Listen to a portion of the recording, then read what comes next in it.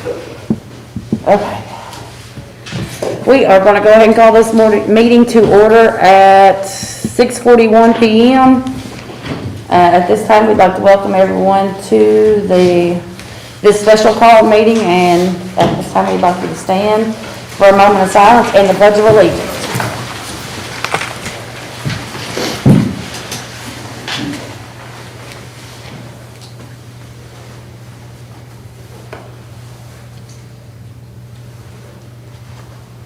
And pledge. I pledge allegiance to the flag of the United States of America and to the republic for which it stands, one nation, under God, indivisible, with liberty and justice for all.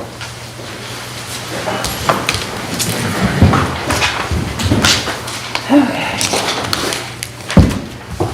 And now we are at review of the agenda and adoption of the agenda. Mr. Ritchie, I'd like to, for you to have the authority to strike item 4 from the agenda, rule it out of order, based on the fact that this board has already approved virtual learning, as well as adopt on 8/3, as well as adopted those minutes on the 8/17 meeting. So we've actually approved this twice for this not to be discussed until the September 21st meeting. As well as this board also directed Mr. Christie to convene a committee to look at requirements to go back to school. That committee met last week. They're meeting again this week and next week to put a recommendation together for this regular scheduled meeting on September 21st. Okay. Ron, with this, how does this work? He's calling to, I know. Yeah, if you believe that it's your call, if you believe that it is out of order, then you have that ability as the chair to make that motion. So I just make the motion and rule. And you have to tell the reason why you believe it is procedurally out of order. Okay. Are we making a motion, or is the board chair just ruling on it? Because I've never heard of that situation. Well, the chair would rule the motion. The chair would rule the item out of order. It would be a procedural, because if she ruled it out of order, it is to prevent the introduction of a question to consideration, which would be the item on the agenda. And can that then be overruled by a majority of the board? If it deals with a procedural, it is a 2/3 vote, a 2/3 majority. 2/3 are required for suspending or modifying a rule of order, to prevent the introduction of a question, to close, limit, or extend the limit of debate, to close nomination or the polls, and to take away membership or office is a 2/3 requirement under Robert's rules. It doesn't sound like it's any of those. Well, if she prevents the introduction of the question for consideration by removing it from the If there's no introduction, it's already in the agenda that's been approved and proposed by board members. It's not a new item. But she can rule it out of order. I don't see how she could. We'll see. Mr. Christie, do we have a plan for reopening school right now? We have the plan we have in place. We don't have a plan because that's never been introduced to the board. So in other words, this says approval of a plan. Can you make a decision on this so this is not discussed? Well, I mean, so based on this, the chair can refuse to take a motion with okay. There's no motion. It's in the agenda. It's in the agenda. This is highly incorrect. If you go back to the August 3rd, it talks about that we approve distance learning and it will be assessed at the first regular meeting. It doesn't prevent us talking about it at any other meeting. I would also like to emphasize that it says plans to begin the process. We want to be talking about the plans of the process. We're not talking about starting school, in-person school tomorrow. We want to talk about the plans. We want to know what the plans are. I'd be happy if you wanted to try to limit it in some way, but we want to know what the plans are. We got a fiduciary duty to represent students, staff, parents. We want to know what the plans are. We don't want to just wake up on the 21st, let's say the committee, which is an excellent committee, says, all right, we think we ought to start on the 22nd. Well, that's no time to come up with a plan. We want to be talking about the plans now so we can continue to fine tune them. This board approved the motion twice. Yeah? To not discuss it until the 21st. There's no No, motion that said we it will says not that. discuss it 21st. It said that we will discuss it 21st, but it doesn't say that we won't discuss it any other time. Why And- wouldn't you want to Well, discuss it? Why wouldn't you want to have all I the want the time? committee to have time to put a recommendation That together. committee was not approved by this board. We- That committee was for Mr. Christie, for his recommendation right there. There is nobody on that committee that came in here and we said, yes, these are the people on the committee. That's the procedure for starting a committee. We've done committees before. When you do a committee, those people have to be approved by the board. Those are handpicked people by the superintendent or the superintendent to get a recommendation from, and then he will bring that recommendation to us. That committee has no control on this Board of Education, none I'm not whatsoever. worried about that when he asked for permission. Show me a board motion that says that. Show me a board motion when he went out and started all the other committees that he did. There's a request. There's nothing in there. On the August, I did go back and review the minutes on the August 3rd meeting. On the August 3rd meeting, Mr. Heisel does make the comment, if there is a decline in numbers, would we be able to come back and discuss this prior to the 21st? At which time Mr. Talby says that would be a reason that I would consider talking to it. Otherwise, I would like to amend my motion to include the 21st. And then you all keep discussing, you can't really hear what you all are saying at that point, and it goes back and forth. Are you talking about the minutes that you reviewed or a video of The video. Because the minutes right here, it simply says, I went back and listened to the video to see That's the exactly official what recording it of the was. board. Minutes. The minutes say, Minutes okay, on the official recording of the board. and what do the minutes, okay, so what are you saying the minutes say? it says that the motion is to approve distance learning for the first 9 weeks of 2020-2021 school year, and it will be assessed at the first regular meeting in September. Okay, So one of the concerns I have, that I want to talk about tonight, is that distance learning was approved, and I want to know, as part of this discussion, does that preclude us from having any students in the school right now? I think there's a very good reason to have a very small number of students with particular needs in the school, and I think there is certainly a case that can be made that the August 3rd motion would prevent us from having those 10 students in the school. And I'd like to talk about that tonight, because I think those particular students of that group, it's very important that we have the ability to bring some of those very small number of people in. And right now, if the implication is that all we can do is distance learning, that means we cannot have any students in our school. And I think we need to clarify that and certainly approve that part for a very specific number of people. so based on what they're saying it's two different things. Based on what Mr. Talby's saying and based on what they're saying. The minutes are the official rules of the organization. So whatever the minutes say, that's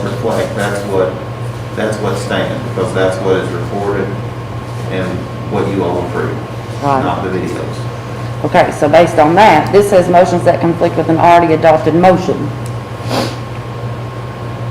Yes, sir. You can call a matter out of order if it's already been addressed, or if it is already being decided. I think the matter is by another committee or a subcommittee, I believe is the rules. I'm trying to find the actual language. And I think, Ms. Ritchie, if you did that, that would mean we can't have specific needs students in there. We can't have any reading and math intervention, can't have any people in there working on, that has specific mental health counseling needs, can't have any other special needs people in school.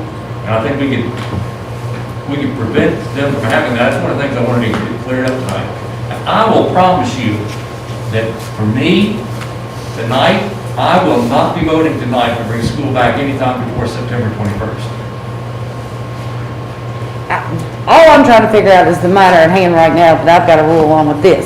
Because this says the motions that conflict an already adopted motion, which there was an already adopted motion. And it was adopted in a minute. That's what I'm trying to rule on.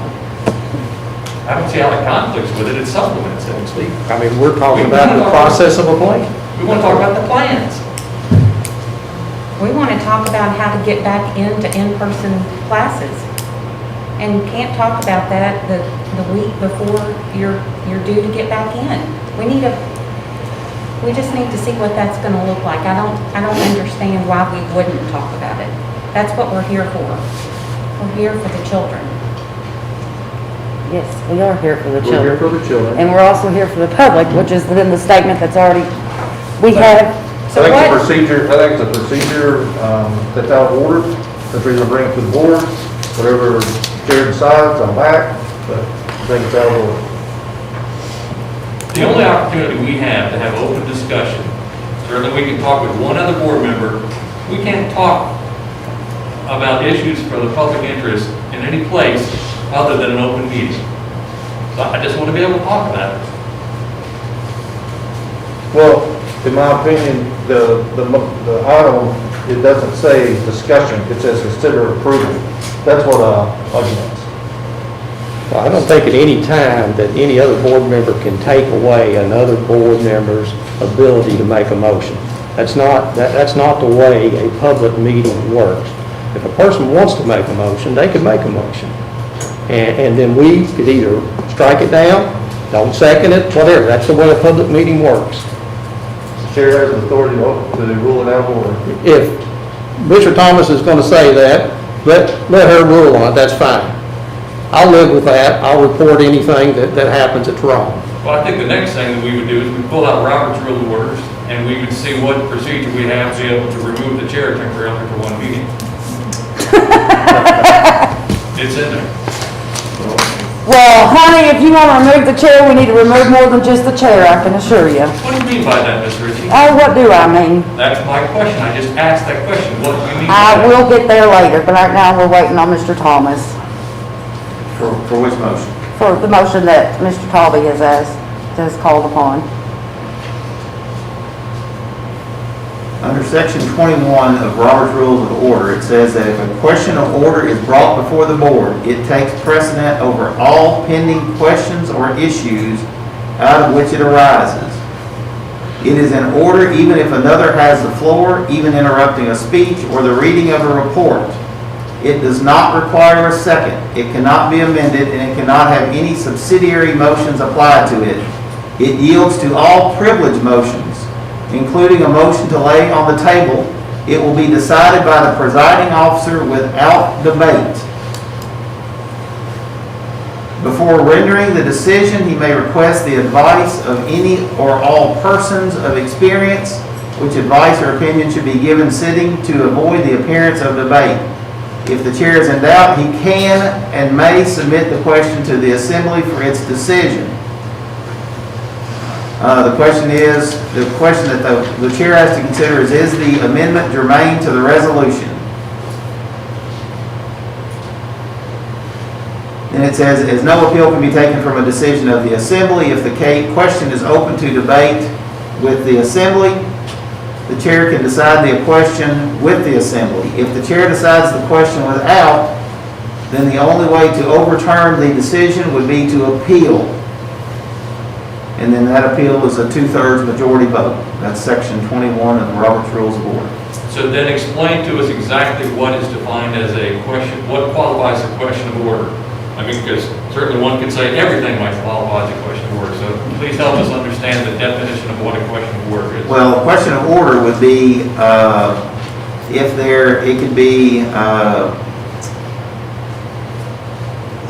the matter has already been decided in the same hearing. So if you've already made it, if there's already a topic on there, fortunately you all have agenda items that you all do. If the matter has already been decided, if the matter is currently pending before a committee to make a decision, are three of the ones that are there. Some of these don't rule, some of them deal with if you've got an issue as to policy, modification of policy. Let's see what else. Suspension of the rules is another motion where it could go to the chair. If it's in conflict with its own constitution or bylaws.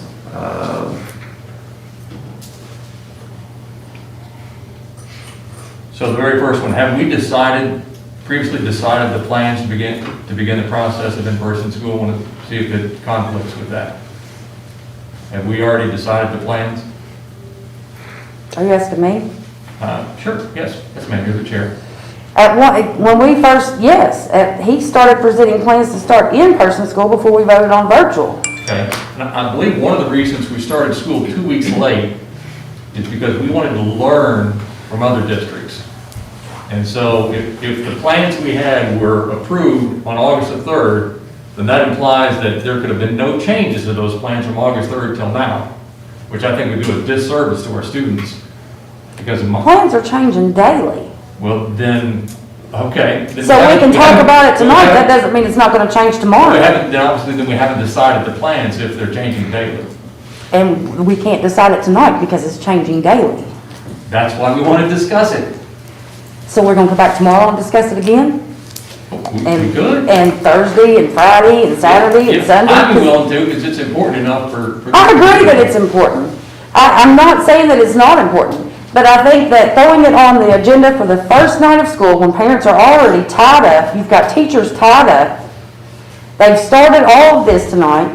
This doesn't change anything that they're doing. Do you not think they want to be here for discussions on this? Do you not think they want to know what their children are You doing? know, I haven't seen many of them here. I really haven't. They, Not even before, not February, March, April, May, none of those months have they been here. February, March, April, May, they knew they were going to get the packets. That was a given. We weren't talking about putting them back in school. We had no choice. Yeah. Mr. Perrigo, Ms. Ritchie, Ms. Richardson, could you all live with if we amended this to take the word, Can't amend a special meeting. if we, well, obviously, they can come up with stuff all they want. Well, I know. Take the word It's, approval you out, know, and we just simply make it discussion of the plans, take the word approval out. Now, special meeting, can you change the item? You can't change You the item. can't reduce the item? You can't change, you cannot change the language of the item. You can always agree not to consider an item. Purpose of a special meeting is to identify, you can't add, you can't change. Can you reduce? You can remove an item, it happens all the time. Can we remove the word consider approval from this agenda item? So it would simply read this discussion of the plans. You can remove the item, but you cannot modify the item. You can remove the item entirely, but you cannot change the, language of what the item addresses. Just like you couldn't add, vote to begin in-person training, because that's not on there. You couldn't change that. You couldn't remove an item out of it. Can Ms. Ritchie put off to the side right now this particular question and rule on it later? And then perhaps as we start the meeting, we have a resolution to not consider, to remove the consider approval part? She can. The chair can make the motion that a matter is out of order at any time that it is brought before the board or the body. So the concept I'm proposing is that you put that on hold for right now. Once the meeting gets started, we have a motion to remove the consider approval portion from this agenda item. Or remove our ability to consider approval tonight and leave the rest of the agenda item there so we can have a public discussion about this important topic without the worry that there's going to be anything approved tonight. She gets to make the decision whether to call the matter out of order. She can call it out of order now. She could call it out of order later, or she doesn't have to call it out of order at all. That's her prerogative. So perhaps right before, let's say somebody made a motion that wanted to approve something tonight, before she would recognize that motion, then potentially she could call this matter out of order. If one of the other members asked for a ruling to call the matter out of order, she could make that determination at that time. Which Mr. Talby already has, right? So That's what do we correct. do So there? you have- He would well- either have to withdraw his motion or request now? That's correct. Or defer it till later. And if we get into an area that certain members of the board feel uncomfortable with, then you could perhaps utilize that ability at that point in time. And I'm sorry, I asked for just discussion, but wanted approval on there, so I'm not withdrawing my request. You are. or you're I am not? not. Well, a majority of the board members asked for this item to be put on with this particular wording. And it's since, we're all here trying to accomplish the same thing, as a friendly gesture, I'm suggesting that you defer that ruling until we get into the meat of it. And if there's an approval area in there that you feel uncomfortable with, you can utilize that card at that particular time and say, nope, we're not going to talk about anything having to do with approval. I think it's important that you allow us to have a discussion about this important topic, please. I agree that we need to discuss this topic. I've told you I agree with that every time that you and I have spoke about this topic. It's a matter of how we go about discussing this and when we go about discussing that. That is the whole issue, is opening this up for everyone to be able to discuss, that feels like they need to be a part of the discussion. That is my concern. I want to know what the superintendent's plans are. He's the quarterback here. I want to have a free-flowing discussion of what the plans are. This item was added to the agenda. Did you request the plan from the superintendent? Are you prepared to present a plan? I can talk about it, I'm fine, but this is yours. I could talk about a plan. Well, see, I think this whole discussion is premature. We have a committee made up of pediatricians, health professionals, students, teachers, and parents. They have put their time in. They came together last week. They're coming together again next week. I think it's important. We don't even have, there might be a couple here from the committee in the other room. I'm not sure. Okay? But they haven't even had the opportunity to put anything together or any recommendation. Now, Mr. Carroll, you said that committee wasn't formed correctly, but no one mentioned that when Mr. Christie asked permission to call a put the committee meeting anytime he together. wants to. He asked, and you He's never gonna said say, that. right there, we didn't approve a committee right there. That is for Mr. Christie to give his recommendation to us. A board committee has to be approved by the board, and every member on there has to be approved So by you the don't board. think a committee is important? We're gonna make. I think that's important for him. Is it I think it's important important for him to come back and tell us. Is it important for this board to have input? If it's important, then somebody should make a motion to have one to listen to that. But I think what we listen to is the superintendent. That's his committee, just like all those other committees were his committees. And he gets his recommendation from there. He comes back from there and he gives that to us and we decide to approve it or not. No one made a separate recommendation to form a separate committee other than. Exactly. Nobody Nobody done a committee. If that was what you wanted, why didn't you? Nobody done a committee. Because I don't want to vote for that. Because he's able to set his own committees anytime he wants to. Superintendent set up a committee any day he wants to with anybody on there. But if it's going to be a board committee, it has to be approved by the board and the membership has to be approved No by the one from board. this board asked for that. Well, So that's they- because we don't have a committee. It's his committee. We could ask for a committee, is what you're saying. We could ask for a committee, we can't do it tonight because it's not on the agenda. No, but we could have the night he requested it. We could have, but we didn't. Because the superintendent's going to give us his recommendation. That's where we get that from. That's where he gets his information from. He should have committees so he can get recommendations, but it's not our committee. And from my perspective, we're not disregarding the very useful role of that committee. I went to the meeting last week. I know you did, but it sounds like we are. It was a great discussion. I see us operating along parallel tracks. They're going about researching the viability when to go back to school. And what I want to talk about is the plans. So let's say they get to the end of their process and say, yep, we need to go back. We're ready to go back as soon as possible. I don't want them that would have to say, oh, let's take a look at these daggone plans we have and make sure that everything's correct about it. I want us to be reviewing the plans on a parallel track with what they're doing. So when they're ready for the recommendation, if it happens to be, let's go ahead and proceed with in-person school, we've already vetted the plans and discussed the plans and tweaked the plans. We're ready to go back then. But you all didn't request them. Do you have the plans with you tonight so we can? I'm not the review them? superintendent of the school system. I Every don't develop school has a plans. I plan, approve that's the plans. thing, every school has a plan, correct, Mr. Christie, correct me if I'm wrong, every school has a plan and everyone's a little different because every school's a little different. Yes, sir. We had plans based on coming back virtual and for those who chose to come back in person. That's the plans we have, and we've kind of kicked that back up because we're getting close to time to start this discussion. And we started picking it up, and we're now looking at A/B schedules, we're looking at several different things right now. Yes, we have a plan that was in place if we wanted to come back, either for the parents who chose to take virtual, and we have a plan for those who come back for in-person. That wasn't important things at all. That we can refer for tonight's meeting. On the August 3rd meeting, that wasn't important enough to put in our package. I go around and talk to administrators around this district right here, and they tell me they'd like to see something in writing one time. I've got their plans. I mean, we've met every Well, I'm just telling you right now. Revealing the principals There we and go. teachers came, forward. We don't have anything like that, and that's what this meeting was about. Oh, and that's fine. I would ask for the chair to make her ruling. Or to defer it till later in the meeting. Well, at this point, it seems like that there's no plan, he doesn't have, nobody directed him on what you all wanted anyway, correct? Is that correct? I'm not being smart, Scott, I'm just asking nicely. Did anybody direct him to give you any information? No, I did not. I want to talk about the plans, like, we can have a free-flowing discussion, and we can ask back and forth, like, one of the first Would questions it I want not- to ask is, what have y'all learned that, since other schools have started, that y'all might tweak the plans? Would it not be better to bring this back on another night and make this solely about this? You want to come back tomorrow night? I can't come back tomorrow night.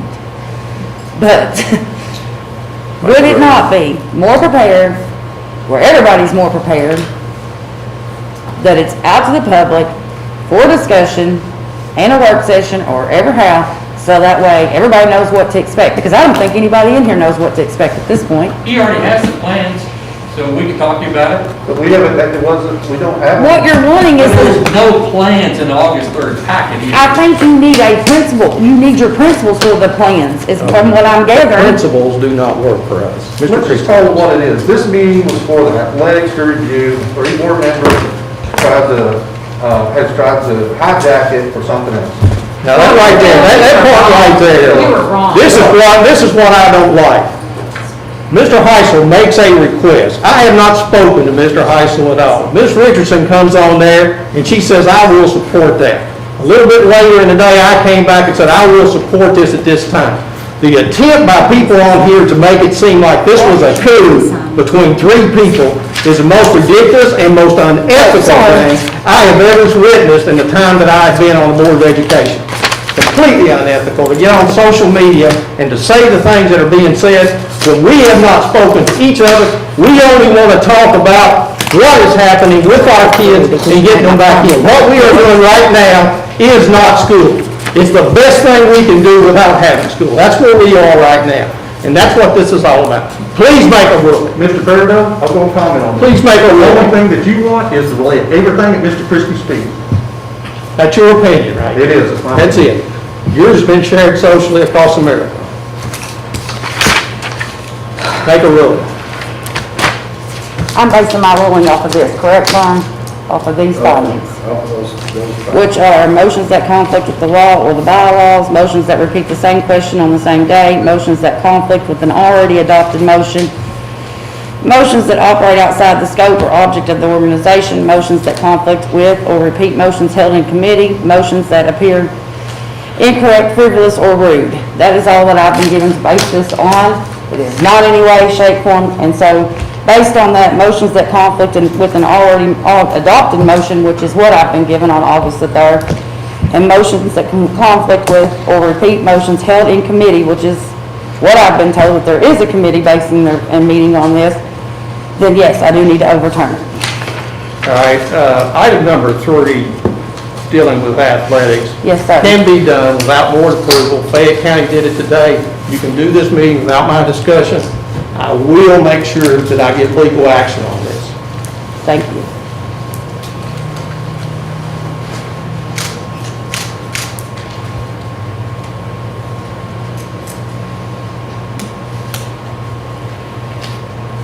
Now, with that being said, I'm going to call a 5-minute recess for everybody to calm themselves down.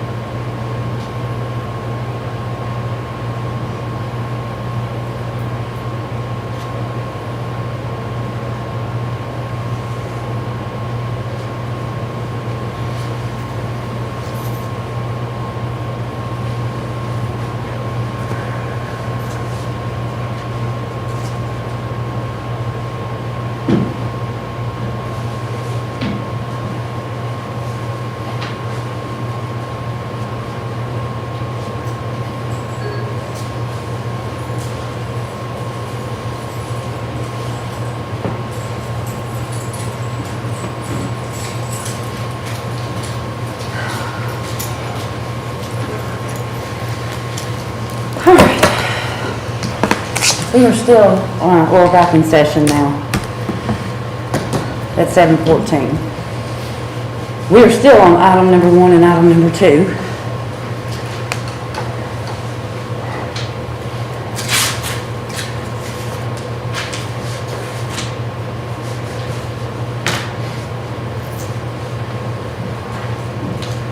What? We need to adopt the agenda. I'll make motion to adopt the agenda. Motion by Mr. Tolly.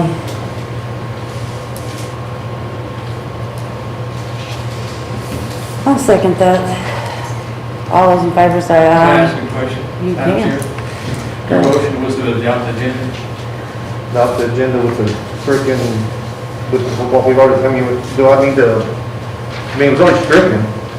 Do I need to say that in my motion to adopt the agenda? You would have to say that it's to, your motion is to adopt the agenda with item 4 having been stricken by action of the chair.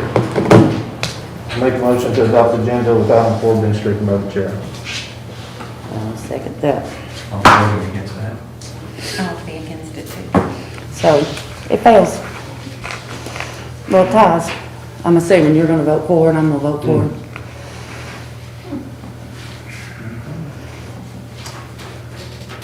So I guess at this point, if we can't pass an agenda, we can't have a meeting. That's correct. All right. Let's.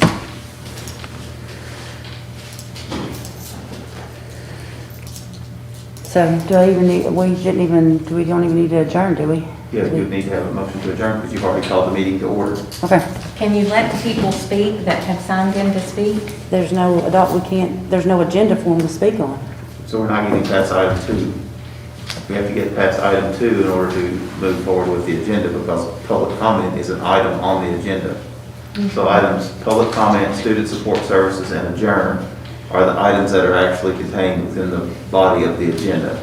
So you have to have the agenda adopted before you can get to items, public comment, student support services, and the adjournment. Mr. Thomas, is an option then that we could adopt the agenda with item 3 also stricken?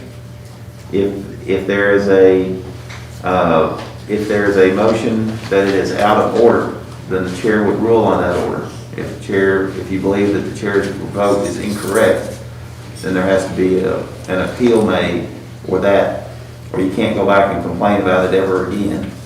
And then it has to be passed by a 2/3 majority vote to overrule the chair's.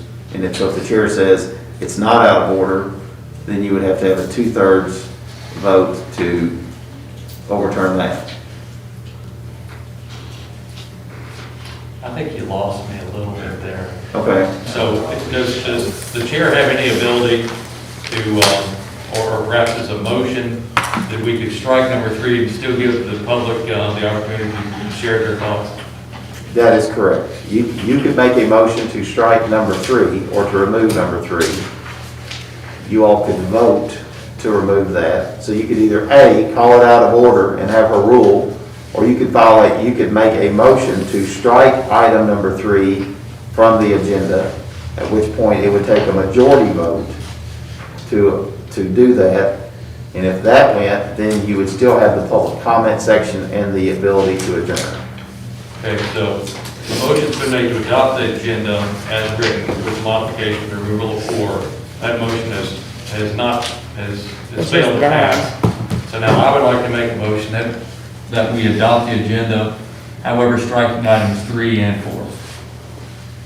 And that'll allow them to speak. Yes, ma'am. Good. So we have to vote on that. We have to vote on that motion. Motion by Mr. Huxley. Do I have a second? I'll second. All those in favor say aye. Aye. Opposed? No. No.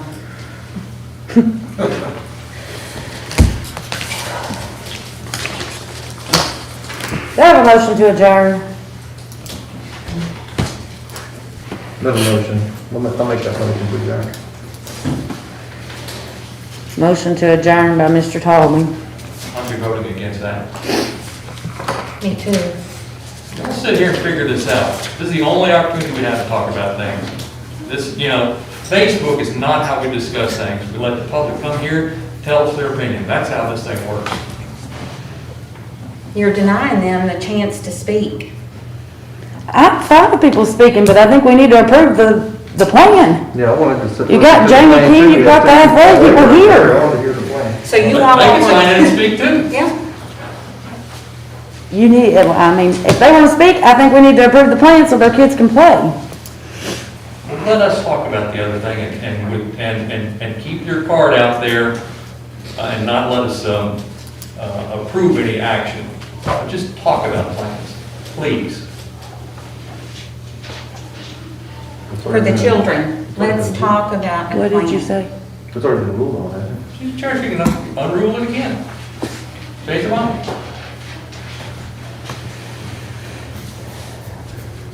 And we can have another break and we can cogitate on it some more. Are you good, madam?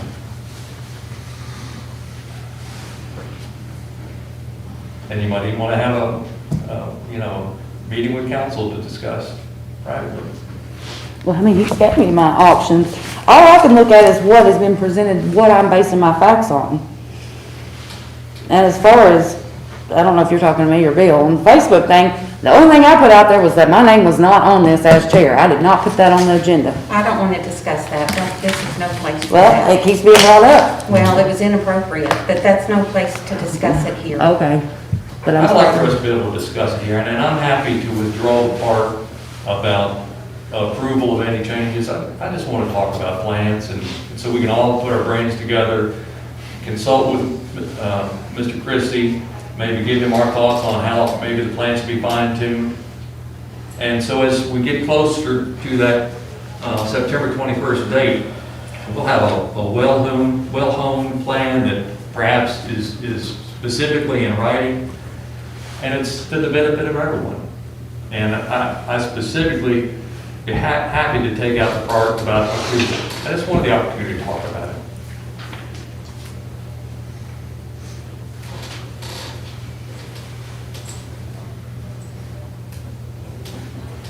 Mr. Christie, is all the plans for the school, that the schools have, are they like, some sort of document? They're being copied for you right now. I've got them with me, and I've got a copy of every school's plan that we have worked on and had in place had we went with the choice, given parents the choice. We've got the plan for choice now.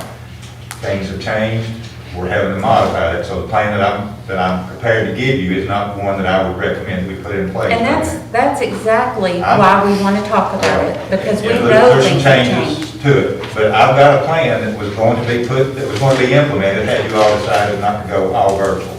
And or I can email it to you, or I say she can email it to you right now, if it's quicker. I've got some making copies for you right now. Just understand, when you see it, that is not the plan that would be in place that we would start the 21st. There's some changes that's been made that we're gonna have to modify some things. We'd love to hear about those. I'm sure they're improvements, but it's a rapidly evolving process. I know we're not in discussions of plans, but I want to go back to the committee. I understood this to be the board's directing me to put a committee together. I didn't choose anything. As a matter of fact, I spoke to each of you about the committee I was putting together. I spoke to Mr. Peridot. He made the recommendation. I personally called you guys. He made the recommendation. Maybe you want to put a couple of students. I went back to put students on there. So I have talked to all of you all about the committee that I put together. It's not my choice of a committee. I've got doctors. I've got COVID testing people. I've got hospital people. I've got health department people. I've got parents. I've got more parents than I do anybody. I've got a board member myself. I'm not a voting member. I'm just taking everything under advisement. And I've also got doctors. We've got 2 administrators, 2 teachers. There's 16 of us on a committee. I value their input. I think it's a very diverse committee. There's going to be some really good information to have to think about. And I'm sure we'll come up with a lot of things that will have a lot of input in the plans. And I personally appreciate that committee, and I'm not certainly denigrating anything that they're doing. Again, I try to describe that we can work along. Well, I kind of resented the comments that made it sound like it was Mr. Christie's his committee. He picked them. We didn't have any say in it. That wasn't how it was presented. You guys directed me to put together a committee. I did it as fairly as I possibly could, even soliciting support from each of you as board members for input on it. I don't believe I said that comment. It was No, not. okay, I'm just saying the comment is a little bit troublesome when someone makes a comment, but made it sound like I put a committee together to do what I wanted to do, what I wanted them to do, and that's not it at all. But I guarantee you, there's some of the most diverse opinions on that committee, more diverse than there will be in this room. I think everybody in this room is pretty much wanting to bring everybody back in this room. I think everybody in this room would probably agree, we want kids back in school. There are some on that committee that right now, I would say, do not want kids in school. I know that. So there's got to be some things hammered out, and I want to hear those reasons why and those kinds of things. That's why I wanted a diverse committee. I didn't want a bunch of yes people. Don't even need that.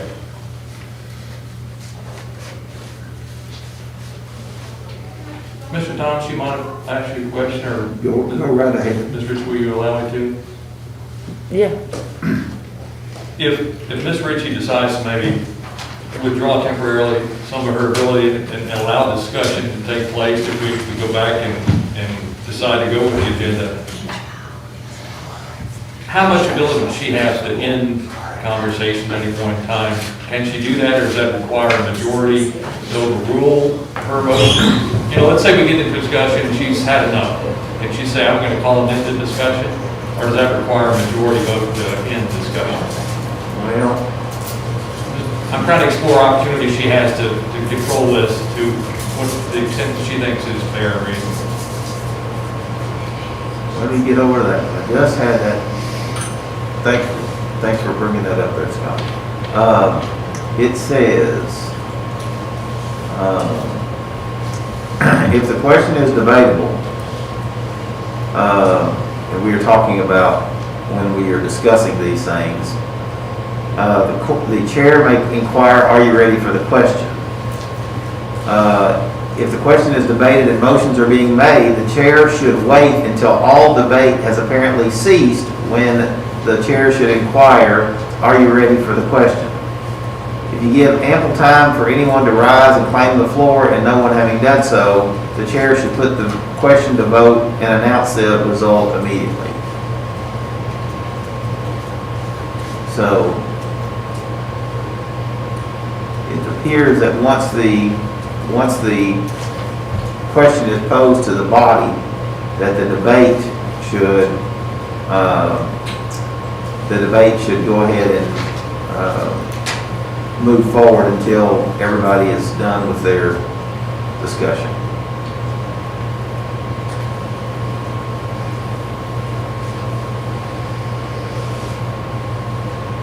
So I think the answer to your question is no, she would not have that authority. I would not want that authority. Sure wish we could find a way that we could at least discuss the plan. And I'm happy to discuss athletics tonight. There's a lot of components to it. And I think with just 4 board members here, there's a limited ability, even if you resurrected item number 4 for a majority to move forward on anything. Because I got a funny feeling that there won't be any majority votes on any action on that board.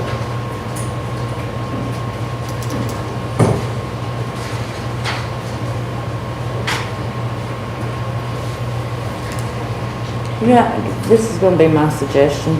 I suggest that we all stop right here and take a look around at how divided we are on trying to get this district going. And we can't send anybody in any direction when we can't even get going in a direction ourselves. I mean, this is sad that this is what we've became. Well, I think we just have differences of opinion. That's why we have a We deliberative can have body. differences of opinion, but it's came to all of this. I'm not sure exactly what you mean by it. I'm trying to propose that we have a open discussion about topics of interest to the public on both of these items. And I've had as a friendly gesture, I would suggest that we take away the approval part for item 4, but I still. And I this is the only thing understand that, we but have to talk about. why did it get to this point? Why did it have to take, coming in here, instead of you taking the approval part off whenever he offered the friendly gesture to begin with? I actually said I'd be happy to do this without the approval process. I wanted to discuss it too. But I think it's just premature to have the approval of anything in there until we hear from And we all the know it committee. took place. Well, And I asked for that to be taken off. And now we're stuck with a special meeting that we've called with an item on that we can't change, we can't take the approval per part. what Mr. Thomas said. Now, the statute's pretty clear on that. And she can't declare that the approval part is out of order because we've already approved this before. That the discussion might be fine, but approval is out of order. She can narrowly say approval is out of order. That's correct. Okay. So she can say that. No, that's what she said. But we can't change the problem is that the way it is worded, you get the whole hog or you don't get no hog at all. So you can't cut the hog up and say, Which is what I got. I've got this list of things to make that on. This is what I have to make that decision on. And you could decide that the approval portion is the part that's out of order.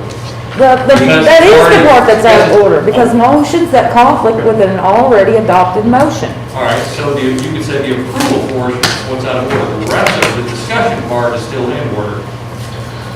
yeah, but the problem is that then you are changing the language of the agenda. And the problem is that special meetings have very specific rules as it relates. And the reasoning is that we don't want to allow a body that makes decisions to be able to amend that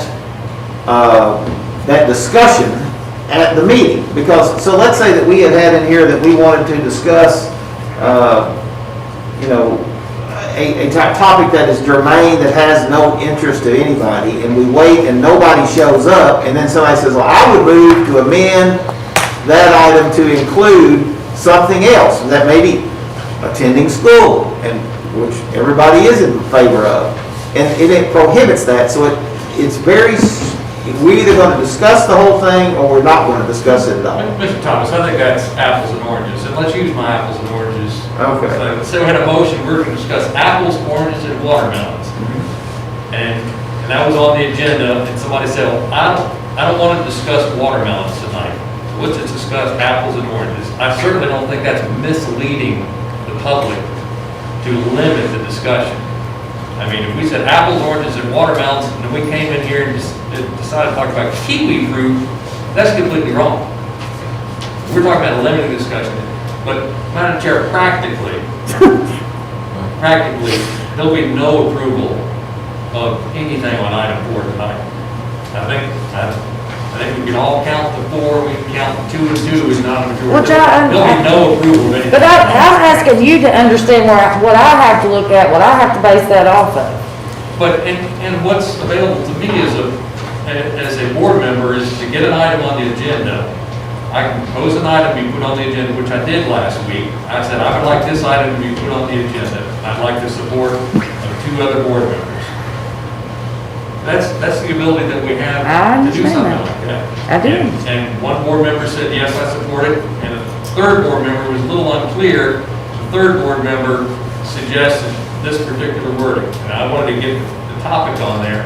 And perhaps, Mr. Taube, you're certainly correct, in hindsight, now that we've seen what's transpired the last hour, perhaps we should have just stricken the approval part, but hindsight's 20/20. I still beg that we have the ability to discuss this tonight without any approval. You can trust us. You can just go on trust on this. I will promise you that I will not make any motion to approve something on number 4. And I've been Mrs. Richardson would promise the same thing. And if our promise is not good enough, I don't even want to serve on this board. I don't think it's about your promise, I just think, I'm going by what Mr. Thomas says, that we can't make a change to this. We can make a We're change not to going to make a it. change, we're just going to take it on each other's word that we're not going to make a motion to approve anything. I'll That's where promise you have to take it out on faith, Bill, that We are not going to decide anything tonight, but it is an important topic that we need to discuss. Do you feel that it's important for us to talk about it? Oh, I'm in all favor of the discussion. And would you be okay if we didn't make any decision on it tonight? Well, I don't think we should make any decision on it tonight until we Then hear we from the agree. committee. Then we But I agree. also believe that we haven't been provided any plans until about 10 minutes ago to review. So how can we talk really intelligently about it when we haven't even had a chance to look at the plans? Well, maybe it's not just taking a look at his plans, maybe Well, it's discussion. Maybe it's open discussion, because this is our only opportunity to talk about it. Is at a board meeting. Yeah, I want to know how he's going to handle these kids that have some of the most difficult challenges, that if our plan was distance learning, that I want him to say, hey, I'm going to do this, and if y'all don't like it, we can skirt around the legalese of it, you can come back at another meeting, because I just can't do it now. I want to know how we're going to take care of these special kids, and make sure that we're not prevented from having in-person school for those, a very small number of kids. I think Henderson County, I saw something today on Twitter that they've limited to 10 people in school. I want to be able to take care of those kids. I just want to have a free-flowing discussion, but I will not propose any action on item number 4. You have my word on that, and if I go against it, I'll resign at the end of this meeting.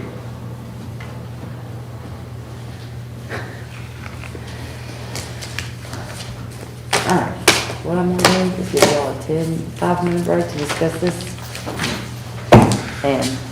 And let these people know what we're gonna do, try to come to, so they can go home. That's all I ask. Everybody figure it out.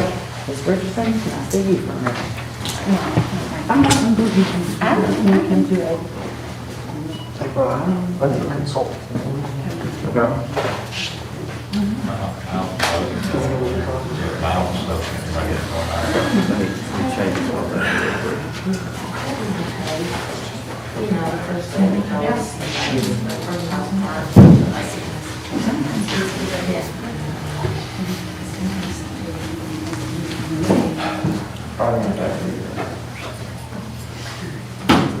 Well, you can't say we don't have any passion about that.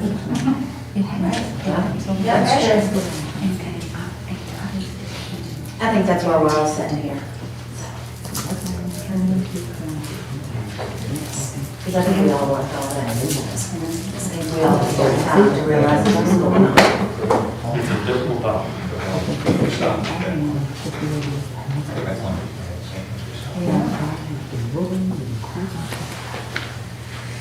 But it is what it is.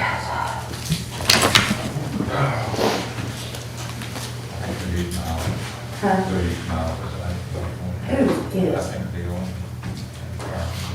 He's right.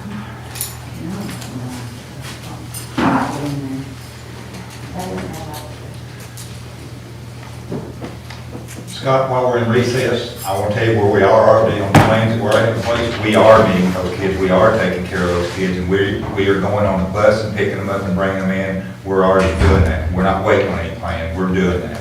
We're picking up, I think that's awesome. I just want to we're make picking sure up that's those okay. special needs kids, we're implementing their IEPs, we're doing their speech therapy, we're doing their physical therapy, we're doing all those things, and we're doing them we're running buses, we're actually running our bus service. I think that's super awesome. I just wanted you to know that we're not And I thought you were doing it, and I support it 100%. I just want to make sure that somebody doesn't say, hey, they can't do that. I'll challenge you to ask any principal in my district. We've had this conversation numerous times about once they get into this virtual, if they see a child is falling behind, they see that they're not meeting with them, we go to their house. That's why we're putting counselors on the buses when we take lunches so that we make contact that way.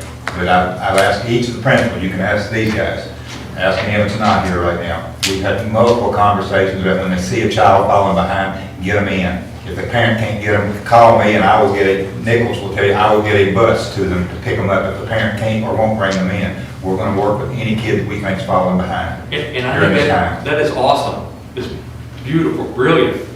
I commend you all for that. I want to make sure that somebody doesn't say, they can't be doing that. Oh, no, and they raised it today, it was at 10, it's now, they raised it to where we can have up to 14 in now. With one teacher, we can have up to 14 kids in class now, so. I wanna make we're sure- looking at increasing that number some. I want to make sure somebody doesn't say, hey, per the August 3rd motion that says distance learning for the first 9 weeks, they can't be doing that. I don't want somebody calling that they can't be doing that action on those up to 10 kids because of the particular wording of the August 3rd motion.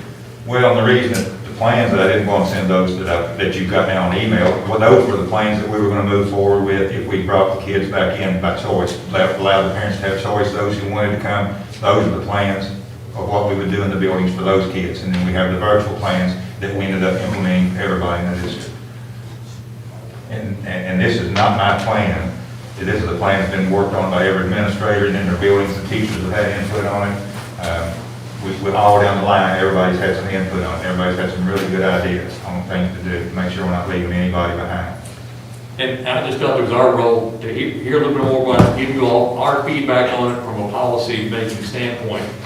And also give an you some feedback. update, yeah, an update of how the first day went. That, I mean, just, You got principals in here, but from everything that I saw, it was a great day for where we had to start from. It was a good day.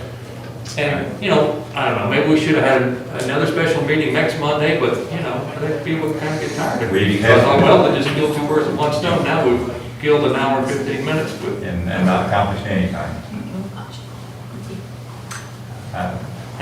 Mr. Christie, have I been rude to you during any part of the conversation tonight?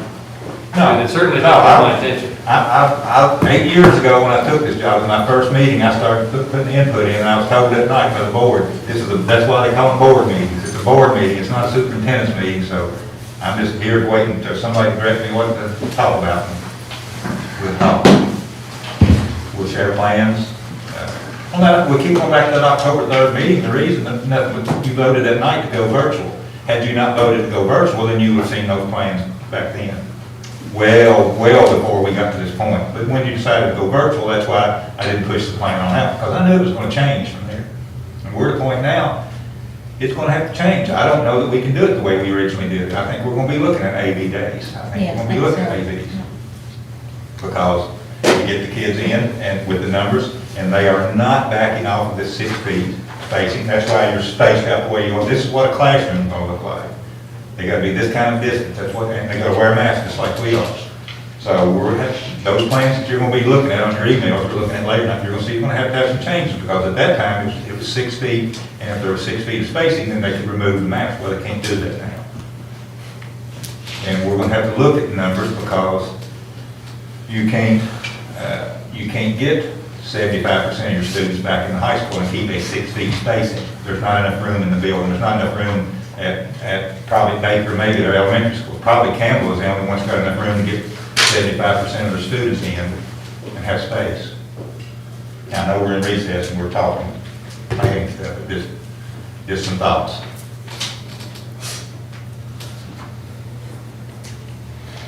Have you all learned anything from the other districts that started early? Yes, the plan that we had put in place, that was exactly like what they put in place, we would have been in the same shape they are in. Had they come in for a week and they were down, we would have been in the same spot probably. Because a lot of those implemented the exact, almost identical plan to what ours was. You know, we're not reinventing the wheel out here on this thing. There's a lot of school districts doing a lot of the same things. It's not like we're doing something totally different than everybody else. So a lot of the things that we saw cause problems in other districts was in that original plan that we had to go back and modify. And then we start talking A/B schedules. My personal feeling on it, you see a lot of districts doing a Monday, Wednesday, and a Tuesday, Thursday, with half their kids, half on Monday, Wednesday, half on Tuesday, Thursday. I think we're going to be looking at something like that. But my recommendation is going to be Monday and Thursday and Tuesday, Friday. I think we need that Wednesday for all virtual. That gives us time during the week to sanitize the building. Instead of just doing it one time a week, now we can do it twice a week if we do that. How about the ventilation systems? We're in good shape on ventilation, because all of our buildings have the new air system. We have 100% fresh air. And that was one of the things the guidance came out on today. And we're way ahead of the game on ventilation. Were you all able to, because I'm guessing back when we did the the energy savings, the part of a lot of that energy savings was to recirculate the air. So it would make me think that, so you'll been able to take that ability and change that. Here in the preschool is the two buildings and Phoenix, that's buildings, we got 100% fresh air in all the rest of the buildings. But that's a change you'll been able to make in the program, because it's certainly not an energy savings change when it's That's 30 correct. degrees outside. That's correct. But you all have been able to make that change. That's awesome. In fact, it's energy consuming. Yeah.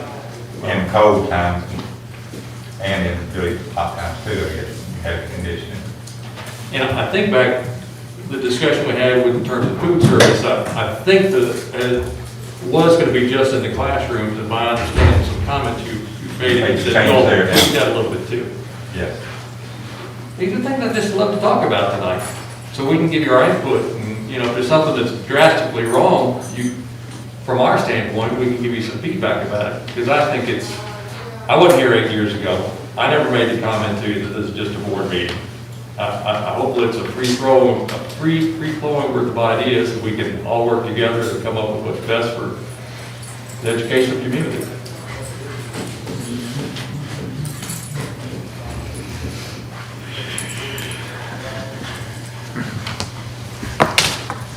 Are we ready to go back in there? Ready. Okay. We're back in session at 7:45 again. Still on item 1 and 2. So I consulted with Mr. Thomas, and my understanding is, unfortunately, number 4 has been stricken, so we can't go back and add anything because it's a special meeting, or make a modification. So here's my suggestion. My suggestion is to adopt this agenda without item 4, so we can get comments, and let's look at the athletics plan. And then if the majority wants to have another meeting without the word approval, I would support that. Another meeting tonight? No, another meeting, Another another day. scheduled meeting to discuss the opening of the schools. But we can't go back, and Mr. Thomas, please correct me, we can't go back and make a change to a special meeting agenda for an item that's already been stricken. We can't add it. Cogitate here just a second. Certainly Mrs. Richardson will also want an opportunity to cogitate.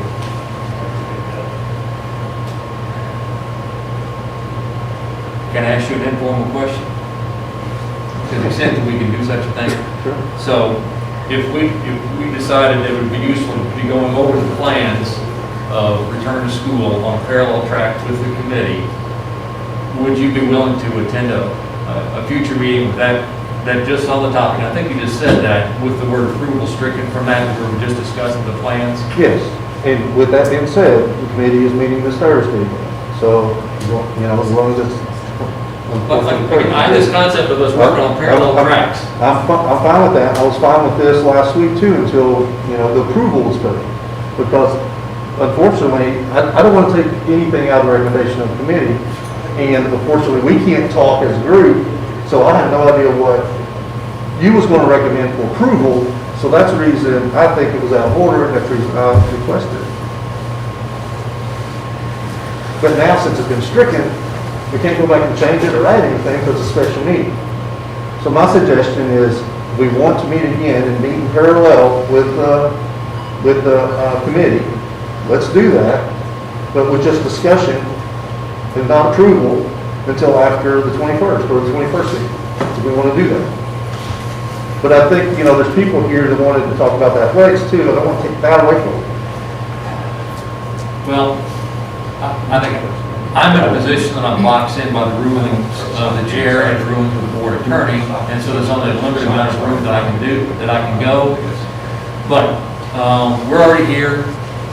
I think Ms.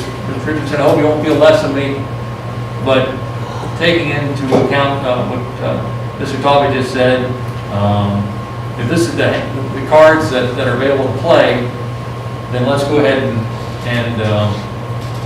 if I can support the motion to just approve the agenda, including item 3. We've got a gentleman's agreement to talk about item 4 under a future meeting. Let's go ahead and try to get something accomplished tonight, so then that'll leave more time to discuss it at a future meeting. I hope you don't mind us.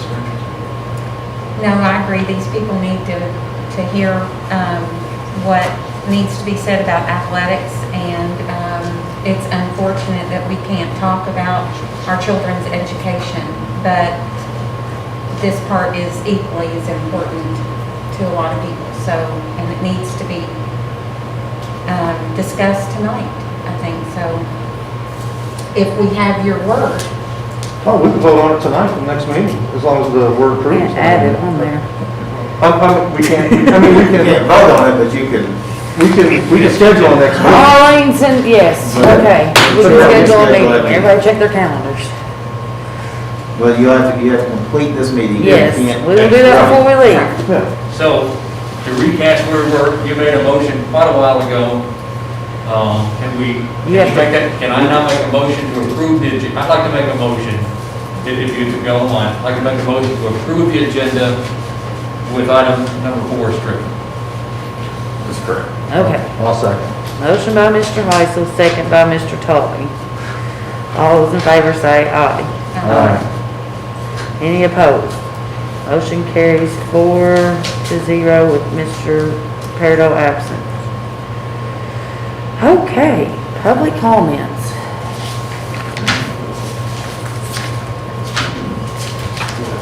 Shauna Johnson.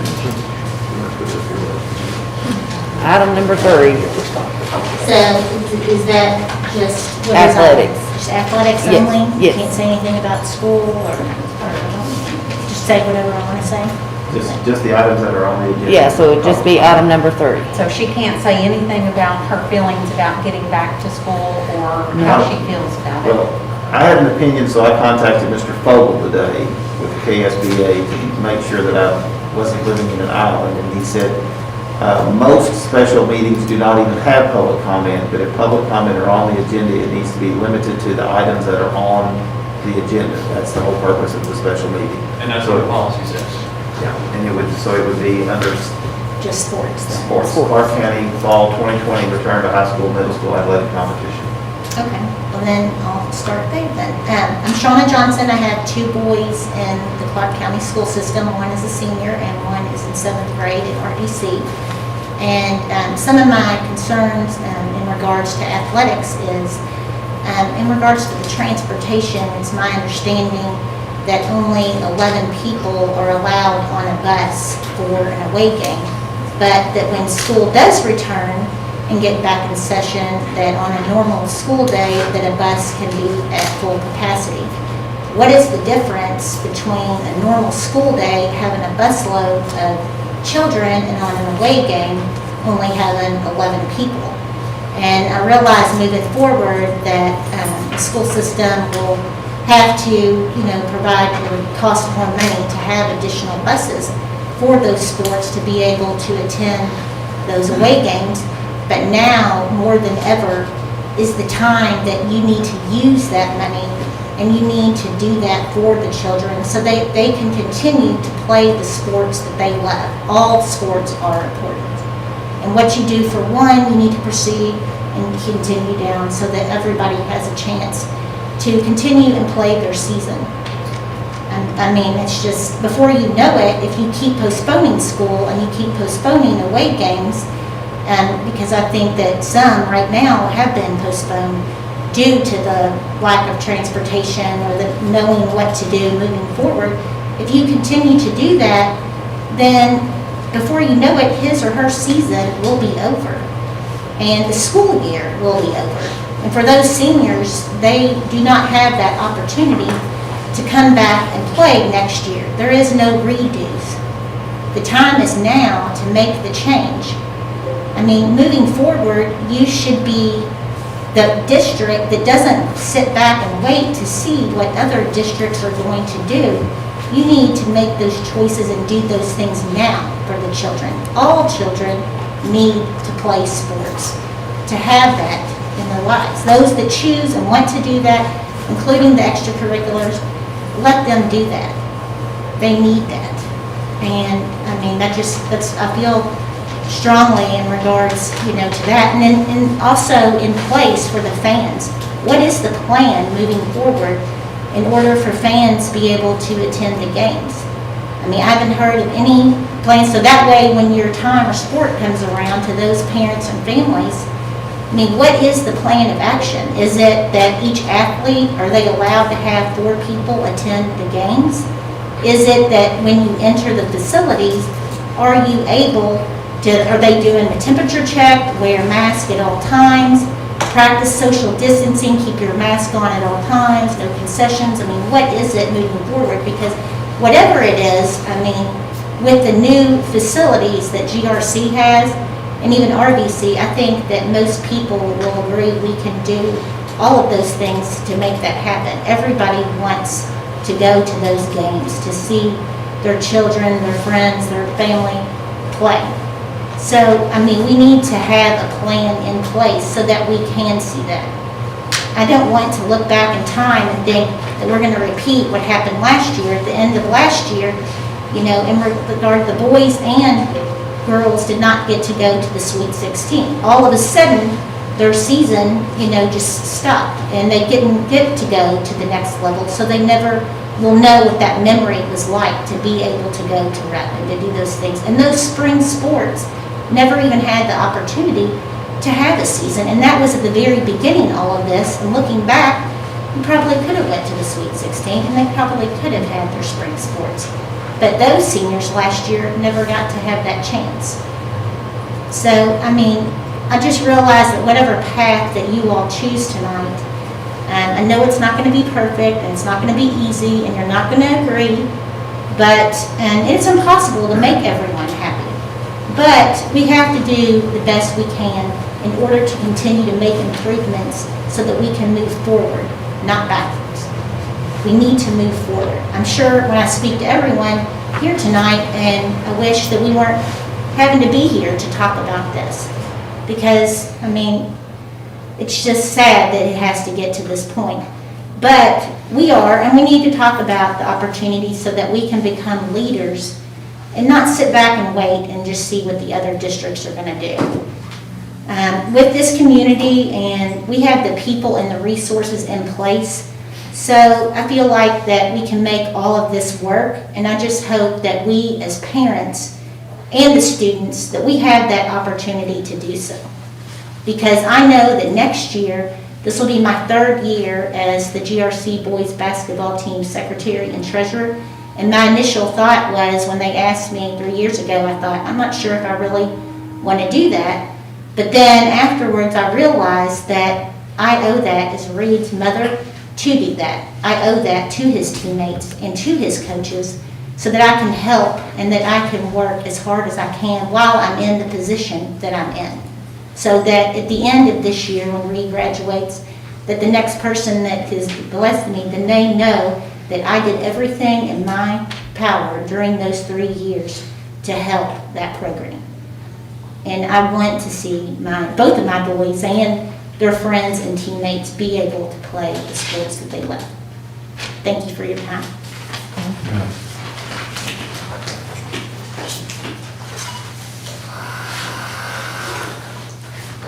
Sarah Neely. Thank you all for a moment tonight. I'm not prepared and I'm not terribly well versed, but encouraged to speak up and for other parents, friends, and family in the community. I respect what, the fact that you all put a lot of time and effort into thinking through all this, putting together committees and task force, and spending a lot of time educating yourselves. Really what it comes down to, I feel like, COVID is a new reality that we're going to deal with and be dealing with it perhaps for a very long time, whether it's COVID-19 or COVID-20. We don't know what the future holds. I think we have to learn to live in a new reality. Masks are part of it. Face masks are part of it. Sanitizers are part of it. You can't shut down. You have to go forward. You have to make a plan and do the best you can. It's not going to be perfect, but you can't shut it down. You don't shut down hospitals. You don't shut down restaurants. You don't shut down bars. You don't shut down farms. Things have to go on. People have to go on with their life. Education, we won't go into that, but sports are important as well. They provide a lot of a lot of things to a lot of kids. You know, I can go down the list, but I won't. So I feel like we really have to learn how to deal with this reality that is with us from now and who knows until when.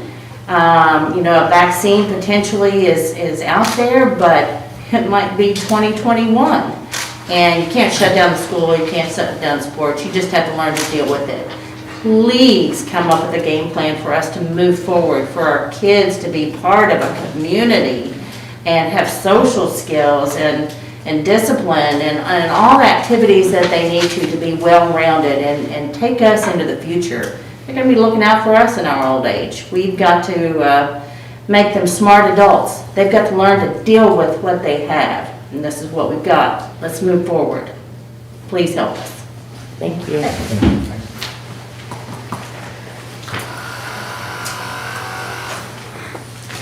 I don't even have to say your name, you are prepared. Kelly Nesbitt, a lifelong resident of Clark County, a mother of a graduate of GRC, a mother of a senior at GRC, a mother of a swimmer, a mother of a football player, a mother of a soccer player. And I sit here and I look at this Clark County Board of Education, and it says, one community, one vision, life ready, where every student matters. I'm disappointed. I didn't see that tonight. Not every student mattered. You weren't one community. There wasn't one vision. There wasn't compromise. We talked about legalese, Robert's Rules of Order. I've been here for 2 hours. We wanted a plan. My daughter didn't know a plan for her swimming, because I have to say swimming tonight because I can't say anything else. She had no plan for her swimming. There's no plan for soccer. There's no plans. There might be plans, but nobody's communicating them. As a taxpayer, as a parent, as a resident, that's why we elect you all, to provide us a plan. 2 days ago, I'm talking to my daughter. Nobody knows. Plan? Oh, gotta look at my email. We've got to go through this together. Gotta look at an email for a swim schedule, because that's all I can say tonight. I'm disappointed. I'm disappointed. And I hope you all come up with a plan, but I'm disappointed. Thank you. Thank you.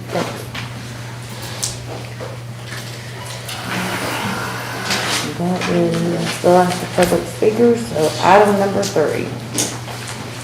Discuss and consider approval of the Clark County Fall 2020 Return to High School, Middle School Athletic Competition. David Boland, Jamie King, Dustin Howard, Paul Christie.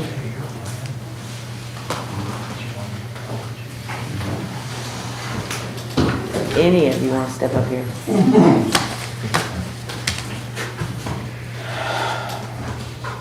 Hi. Hi. So we put a plan together. Again, a lot of time. I'll preface with saying it's not going to be perfect, but it's a plan. Anything that you feel like, hope you had the opportunity to look at it. Because we do want to get our athletes back playing as safely as possible. So there's a lot in the plan. If you want me to go over it, if you have questions or thoughts about how you want to proceed with that. I have a question. Mm-hmm. You did a great job. It covers a lot of questions. One of the questions I have that was brought up was transportation. Mm-hmm. Where are we on transportation? I'll answer that if that's okay. We've had a long-standing plan with our athletic programs and other extracurriculars that if a student, the intent is for all students to ride the bus. That's the way it's designed. But we had a long-standing program that if there is a conflict, say a student is We talked about football, a football player, a soccer player in the buses that leave at 4 o'clock and they have an orthodontist appointment at 3 o'clock and they don't think they can get done with it, that they're gonna be able to play that night. We have a procedure where a parent can contact the principal and then give it to them in writing. Won't be able to make the bus, can I transport them to the game myself? We've done that for years, and that's what we plan on doing in this case. We're going to provide transportation, but we're going to ask that any parent that wants to take their child, and their child only, to the game, they submit that in writing to their coach, who will give it to the athletic director. And they'll be allowed to ride in their car with them, just their child. No student would be allowed to drive themselves. They have to ride with their parents. And when 21 years or older, parent or guardian, they ride with them. We'll have transportation available, but by knowing this 24 hours in advance, we're probably going to be able to reduce the number of buses that we're going to need. So therefore, create a savings on the buses instead of taking maybe 9 buses. And the lady that spoke, she's right. It's 9 kids. I mean, it ends up being about 11 or 12 kids on a bus. That's under the current conditions. And is that true that if we get back into school in person, that we can have more than 11 kids on a bus? That's accurate. Yeah. How is that? That's not our call. That's not our call, man. Is that KHS? Yeah. No, it's KDE. It's KDE. It's the time, isn't it? The time on the bus too. It has something to do with the hour. Well, the time, but on the bus, I mean, they're not even questioning when we come back into school, we can put 2 to a seat. Now, they have tightened the restrictions since they said that 2 to a seat. I don't know if we'll get back to 2 to a seat or not. We'll have to see as time goes on the rest of this month. But right now, the way the earliest things were on schools, you could put 2 to a seat. But for athletics, because of the length of the trips, they're saying 6 feet spacing with masks. Now, Well, they've now it got a looks- guideline, and in the guideline, they're saying that the board can choose to use their own discretion whether you want to do 6 feet, every other seat, or 1 to a seat. You see in that KSHA guidelines, you'll see those 3 choices. It's a KDE guideline. The KDE guidelines, they give you 3 choices, and today their exact words were from the KDE and CDC, do your best good faith efforts to do what you think is right. That's the guidance we got between those 3 things that they gave us. So we could go 1 to a seat. Now that would certainly decrease the number of buses that we need. We were looking at every other seat. And another thing that's crazy, you know how in the past for football, we had a trailer that took the equipment. Well, we can't do that now because no one else is allowed to handle the player's equipment except the player themselves, which makes absolutely no sense to me. That no one else can handle their equipment, but yet when they get to the football game, people's going to be handling their equipment on the field. So if we did every other seat, that leaves room to easily put their equipment in the seat in front of them for their equipment. But opening it up to where parents, you know, with written permission or written request prior to a game, that would give us an accurate count 24 hours before the game of how many students are going to be riding the bus. So do you want that written, will you be having something on? We didn't put that in there because that's just been an operating procedure for, I've been here 16 years, that's been the procedure. We've had kids for 16 since I've been here, I know. But I was district athletic director one time. Can we not put something on the school website that they could complete and so will that be per game? So for every game, we have to complete that form or letter to do, each parent has to. For their and for that, so they're gonna travel their player to the game and home. By law, we have to offer transportation to each game. If you choose not to use it as a parent, then you would need to let us know that you're not gonna use it. So does that have any bearing on, under the transportation, you have distance, that we won't be traveling any game over 100 miles away? Is that because of the transportation? Is the rule, the 11 people? I think that was factored in somewhat to help reduce some of the costs. And I did look at all our games and nothing is 100 miles. So we're good with any of those trips on that. Is that for all sports, really? or- Well, this here is for fall sports. Okay, That's what this one, okay, It's so for towards. soccer, football, and volleyball. mhm. And for middle school, it's some different sports. Yeah, middle school's still doing it. They got girls Yeah, basketball we're going doing on. girls basketball, cross-country football right now, and then boys basketball and 100-mile thing. volleyball. It doesn't impact us. We only have 2 road football games this year. That's We're too playing far 5 to to 6. travel anyway, really, I think. That's one thing we don't have to worry about, so I'm just debating this 100 miles. Well, that's right, that's right. And that's also one thing I'll say, that in conversations doing this with Mr. Christie and Mr. Nichols, it was never said, well, we gotta cut back, we're not gonna be able to do something, we're gonna have to cancel it. I mean, it was never discussed not being able to play games because we can't provide transportation, and not at all. But also, we're also looking at if there's some opportunities where we could lessen that cost, that would help, it would be helpful, be good stewards of that, so. Right. But our policy says we're gonna follow the guidelines of KED and the local health department, and so it is what it is. And so we would have to say, no, we don't want to follow those guidelines, which would be kind of veering off the road a little bit. Okay. That's why we're here. Let me just Basically, clarify getting one thing. on When you say the 100 miles, we're just talking the fall sports. Now, keep in mind, we're not talking anything about basketball or baseball or softball. Which is, Yeah. that'll be a little bit different probably than. Yeah. Well, that'll be a spring discussion, correct? Yes.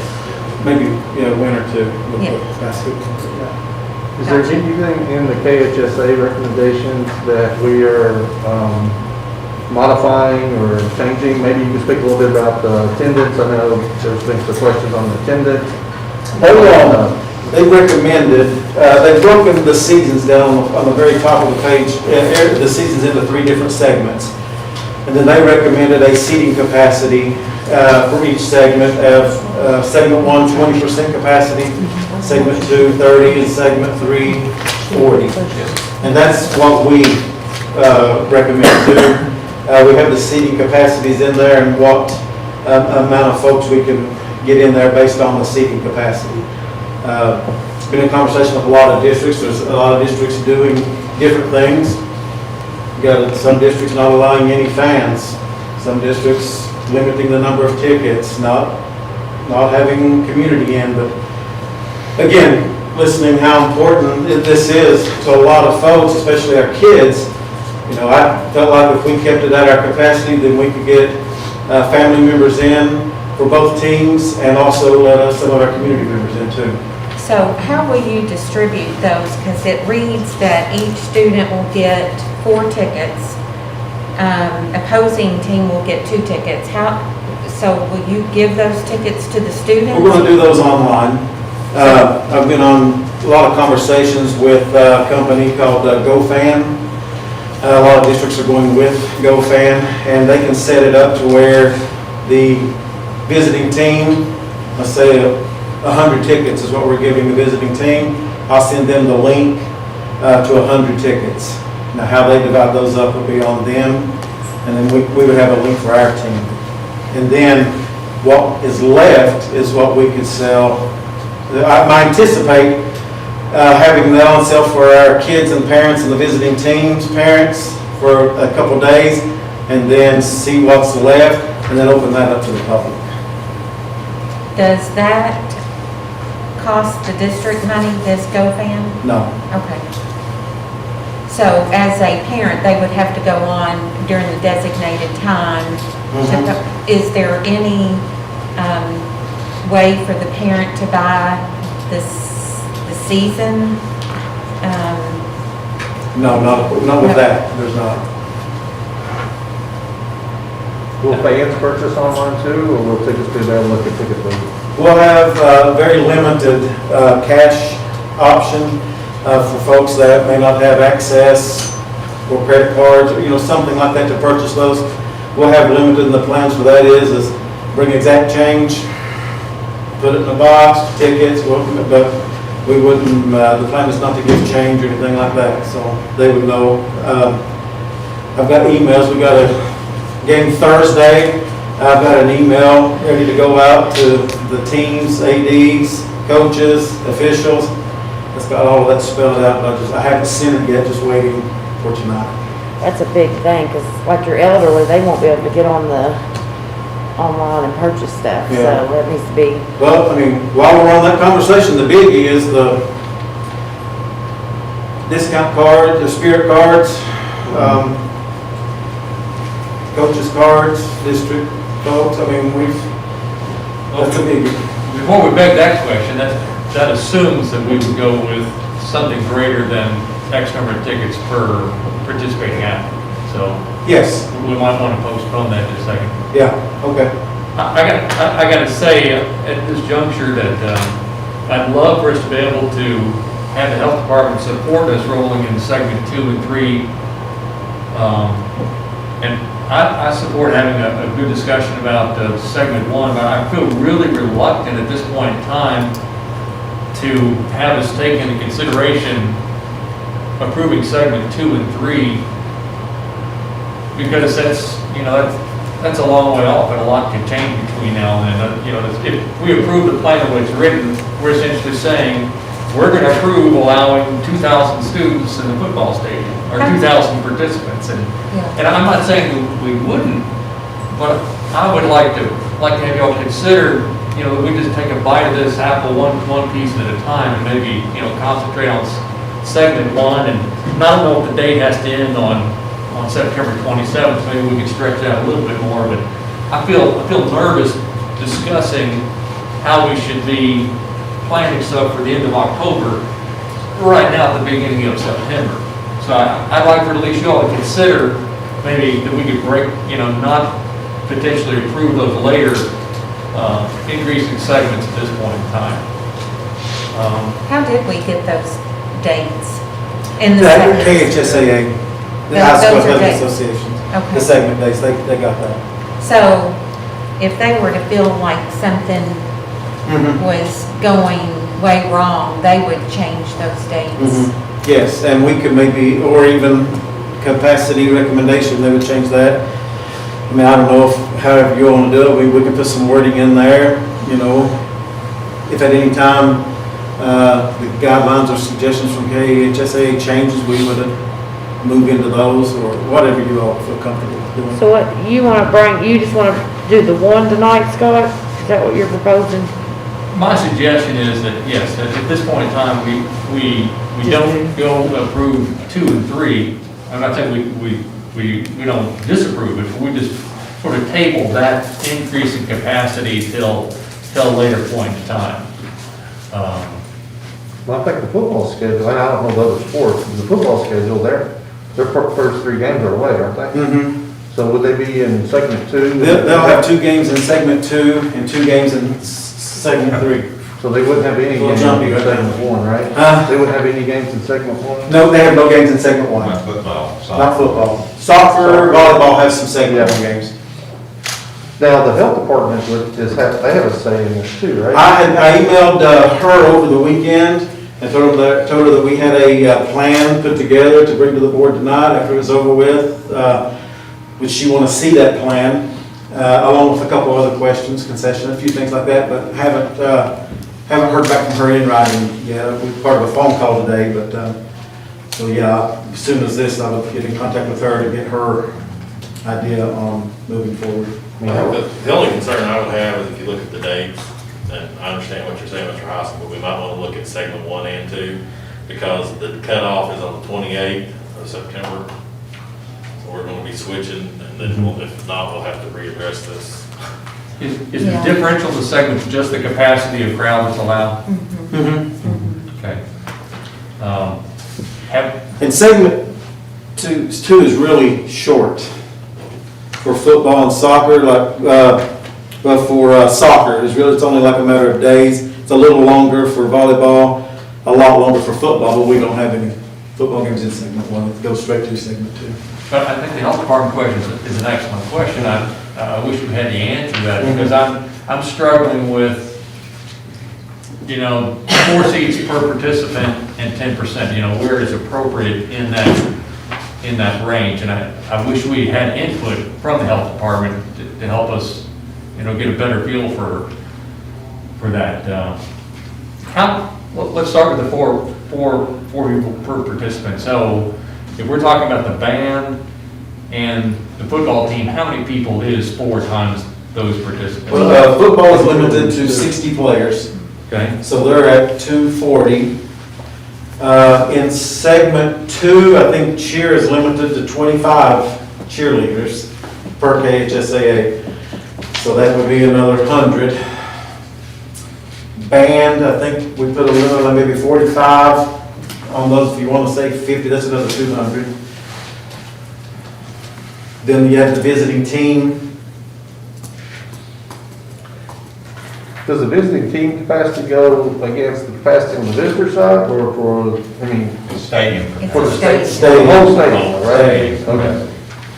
Okay. I know some of the other districts, I've got several of them out here now, say they're gonna designate which side is which, so I think that's a good question. If we, we see the capacity on what we'll call the home side, and then we've got, another set of bleachers on the other side.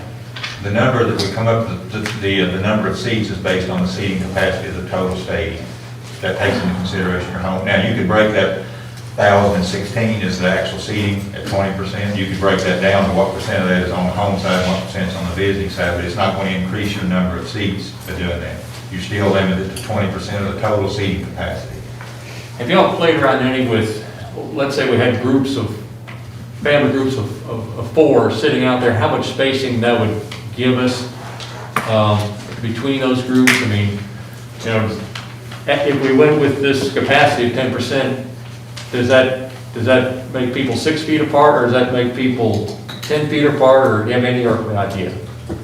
It's probably gonna be farther than 6, I would think. Because it seats, how many, Little- 45? no, 1,000 5,000. on the home side, and 1,000 on the visitor side, Yeah, so there's a few, 6,000. over 4 and 1 on each side. There's a few So over. I'd say there'd be plenty of room for distancing.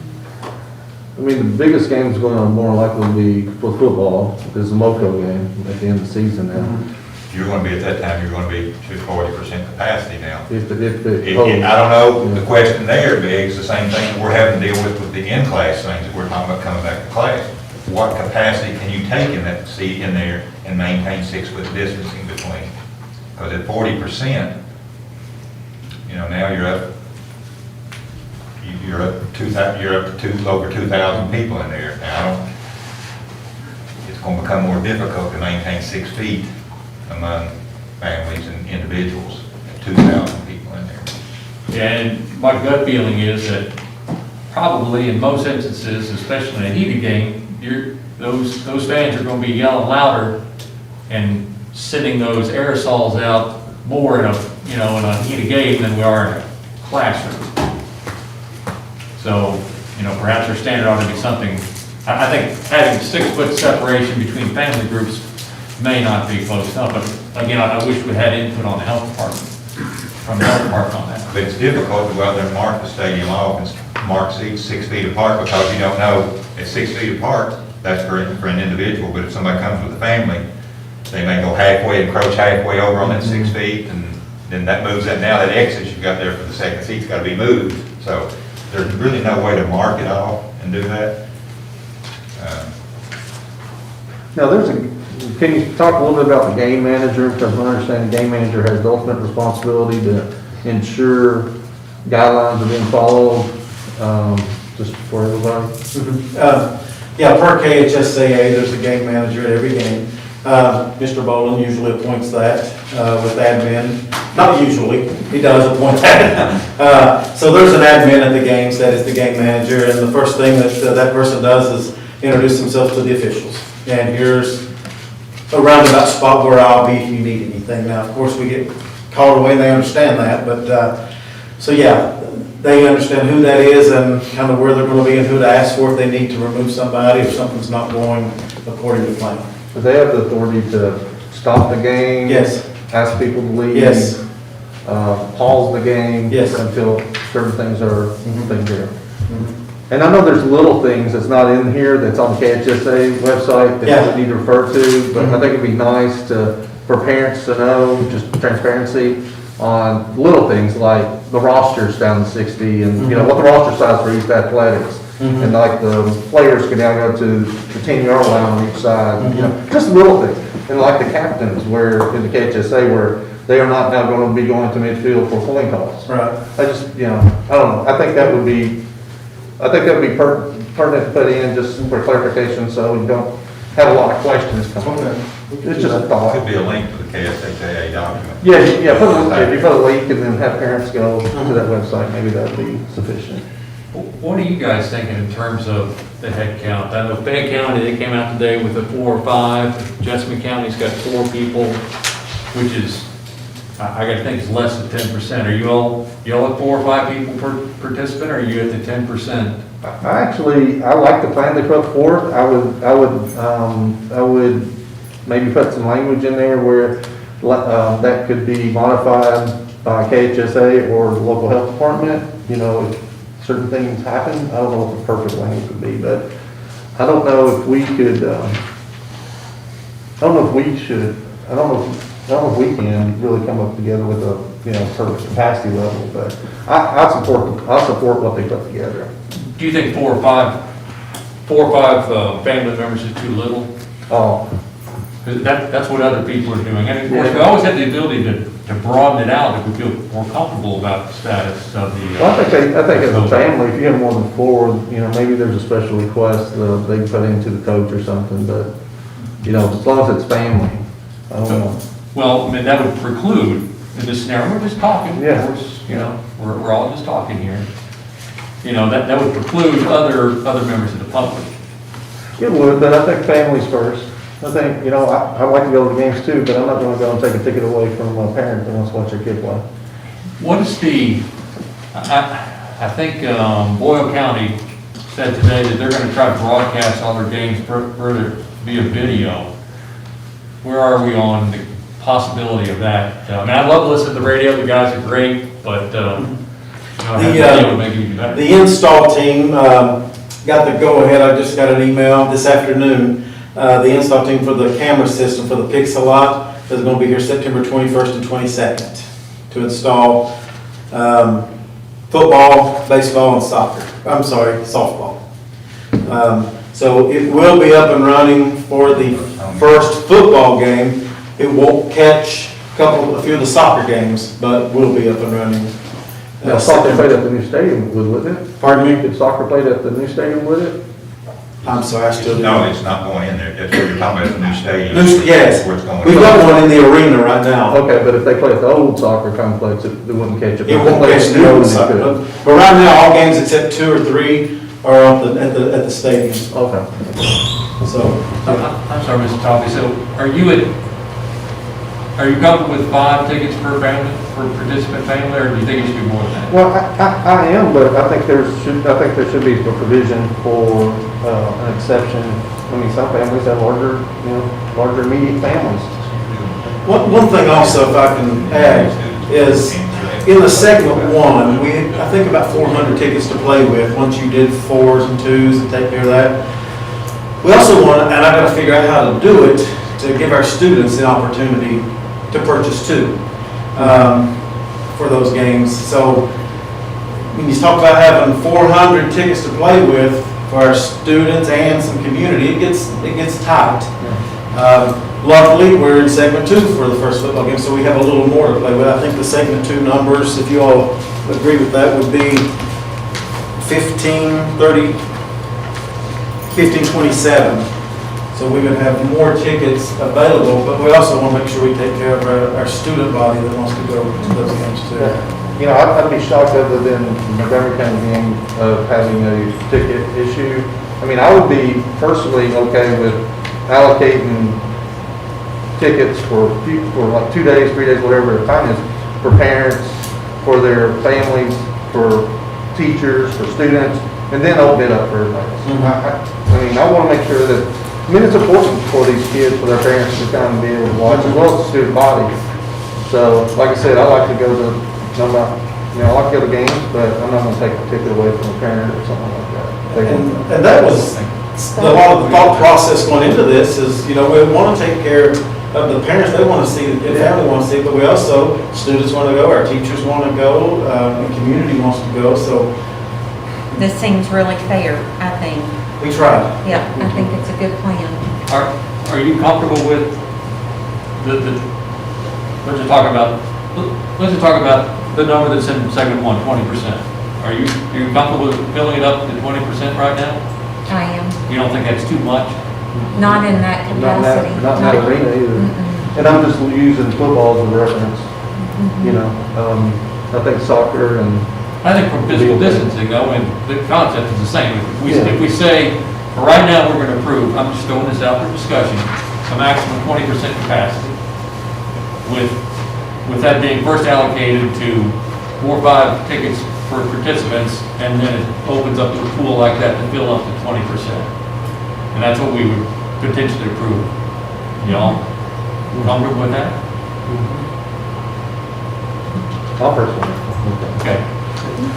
I can't tell body language next door much less than feet away. I think it's, Yeah, I as think far it's as- better than like some of the other counties. I mean, I believe Scott County's only limited to 2 tickets per player, if I'm not mistaken. That's it. Yeah. You know, which is very difficult for a family, you know, to be able to go watch your kid play. And so the concept would be priority to families to a reasonable number. We have to say that's 5, that's whatever, and then up to 20%. And then I believe you mentioned there's a game manager that probably is going to have the health department whispering in their ear. If they look at it and say that's too much, then they've got the ability to just Close to the make gates, adjustments you know, on site to make it Not safe. close the gates, but Right. yes. Is that- Okay. Are you comfortable with it? I'd rather be a 4 or 5, but I'll be silent on that part. If we can just limit it to 20% for right now, and then we'll decide, forget what the dates are, we'll stay at 20% for right now, and then at a future meeting, bump that up from there. What about, So you're saying in segment 2, which is, I'm just simply saying that for right now, I would suggest that we approve a maximum 20% capacity. We don't even delineate what the dates are. Y'all can bump that up later on. That won't be. I agree with you, with a little difference. I'm okay with bumping up segment 2 and segment 3 as long as KHSA and the health department improves. Local health department. I think we're gonna have a meeting on the 21st, a meeting on the 28th, several opportunities that we could comment Yeah, on, we can make 1, 2, and 3. We can start out with 20% now and then bump it up later, as long as that's not out of order conflict. I hope not. I'm looking over there at this Tom to see if he's listening. I'm listening. I'm good with that. I mean, we could approve the plan as is, or give, you know, and then if we needed to, at those meetings, the regular meeting, we could make an adjustment to it, couldn't we? I'd rather start at 20 and then adjust it upwards later. But you 3 want to approve it as is on the capacity part, you certainly have the ability to. Okay, at 20%, that was how many seats? 2018. Right, I know that, but I mean, how many would that give parents? Would that still give them, just still the same? Okay. Yeah, I think in any scenario, parents, Get the 4? get the same. Okay. The increased capacity after parents, if there's. They would just knock out community. Okay. it might be a little tangential, but I know other districts, specifically, I think in Jessamine County, also talk about spectators on the fence line. It might be in here, maybe I missed it, but are we gonna disallow spectators on the fence line? It's not in there. School property fence line. Right, it's not on there, so that's something that needs to be added. I mean, I can see how that could be, turned into a problem. I agree that Yeah, it they needs to say be they added. can't come in, so I'm just gonna go stand over by the fence. I agree it needs to be On the added. flip side, it gives you more bleacher space. Well, I'm also talking about fence, I'm talking about fence line 2, behind the field, And the perimeter. Oh, you know, okay? Not just up on the hill or other areas, but, you know, congregate, anywhere that you congregate, I Must be think, in- everybody, to be safe, let's just, everybody get the stands and Stands. be done. Yeah. And let's, you know, if everybody masks. You gotta be inside the stands, and you won't be allowed to be on the outside fence line. I think if you keep it with how it is in a restaurant, so, you know, you get to your seat and you stay in your seat. And if you know, and you continue to wear your mask. Does that sound reasonable? I was just on the fence, I was just on the outside. Yeah, don't the let outside them fence stand line. there. 'Cause Because let's that, take the Moco game, for example, let's say we're Uh-huh. still at 20% then, I don't want to do that, but a lot of people on the, Yeah, are your friends on top of the hill? well, Along there's the a fence track. line, They'll let them try. there's a fence line on both end zones where you can peek over and take a look Yeah. at what's going on, and certainly up on the hill too. Yeah, I agree with Ms. Richardson. I mean, it's, I think, if you treat it just like, you go in, you go to your seat, and unless you want to go concession stand or restroom, you're there. And I think that's a safe way to get athletics going. They limit congregating areas. The game manager will be responsible for that. And Y'all want to segue over to concessions for fun? sure. Again, some other districts are not allowing concessions, and I think, if I read this correctly, there's a modified concessions and everything is prepackaged. Where will people get to eat that food? Because you probably, to be effective eating, you probably have to pull your mask down. But if you're 6 feet away, I mean, what's the difference in eating a candy bar at the game than eating a hamburger at a restaurant? I think the only difference is the yelling factor. But I think you're probably not going to be eating the hamburger and yelling at the same They won't be time. eating hamburgers anyway. It's all It's all prepackaged, candy bars, I mean, it's not even a hot dog just wrapped up in anything, it's not even that, it's just factory prepackaged. So Candy you just gotta bars, hope the candy person behind you suckers, ain't yelling. potato chips. It's not gonna be anything like it has been. And then I guess in the line, because there's usually a pretty good line for the concessions, that would be a There won't be any 6 more. foot spacing. We're just having candy bars. No ice cream. You will be the first and last of all, I'd say. We can put 6 foot marks about concession stand. They're counting on you, Scott. Well, if there's candy sold, I'll be there. Good idea. I might not miss the 20% cutoff. All right, what about bathrooms? I think it says in here, certainly, I guess the public bathrooms will be open, but it says the locker rooms are not going to be open. Could we tweak this a little bit to allow the teams to utilize at least the bathroom facilities within our locker rooms? Because if everything's loaded up there in the public rooms, so the teams, if I'm reading this correctly, are going to have to go in and use the public bathroom. And it seemed like we could achieve spacing a lot better if we at least allowed our teams, the visitors and home team, to use the locker rooms as a bathroom facility. I don't think it's the bathrooms, it's just the fact that we're trying to keep the locker rooms, most schools are keeping the locker rooms closed. Well, they'll be able to go in there and use the bathroom, just not go in there and congregate or change, dress and stuff. Okay, so we can, the locker rooms will be open as a bathroom facility only. Is that, do you think it's understood in here? We don't need to tweak the wording on that? It can be, it can change, I think, but that's what, that was. Is that what y'all were thinking? I mean, Tell me the wording you're thinking. it says in here, but it says that the locker rooms will be closed. Visitor will be closed. Visitor locker room will be closed? Yes. Well, what if they need to go restroom? Yeah. Well, that's what I said, we can open it up for Yeah. the restrooms, Yeah. but Yeah. The actual the plan, and it's similar to some of the other counties that I've talked to, is teams come ready to play. Yeah. I got that part, but if you get some hydration in you, you might, Yeah, well, we can open the restrooms for, we can open restrooms for them. is that okay with you guys? I That think visiting the- teams need to use the that visiting bathroom. the locker rooms can be utilized for the purposes of Yes, utilizing the bathroom facilities only. yes. That fair with you guys? Yes. Okay. I don't know if it needs to be tweaked, if we need to specify that in the wording or not. We can. Okay.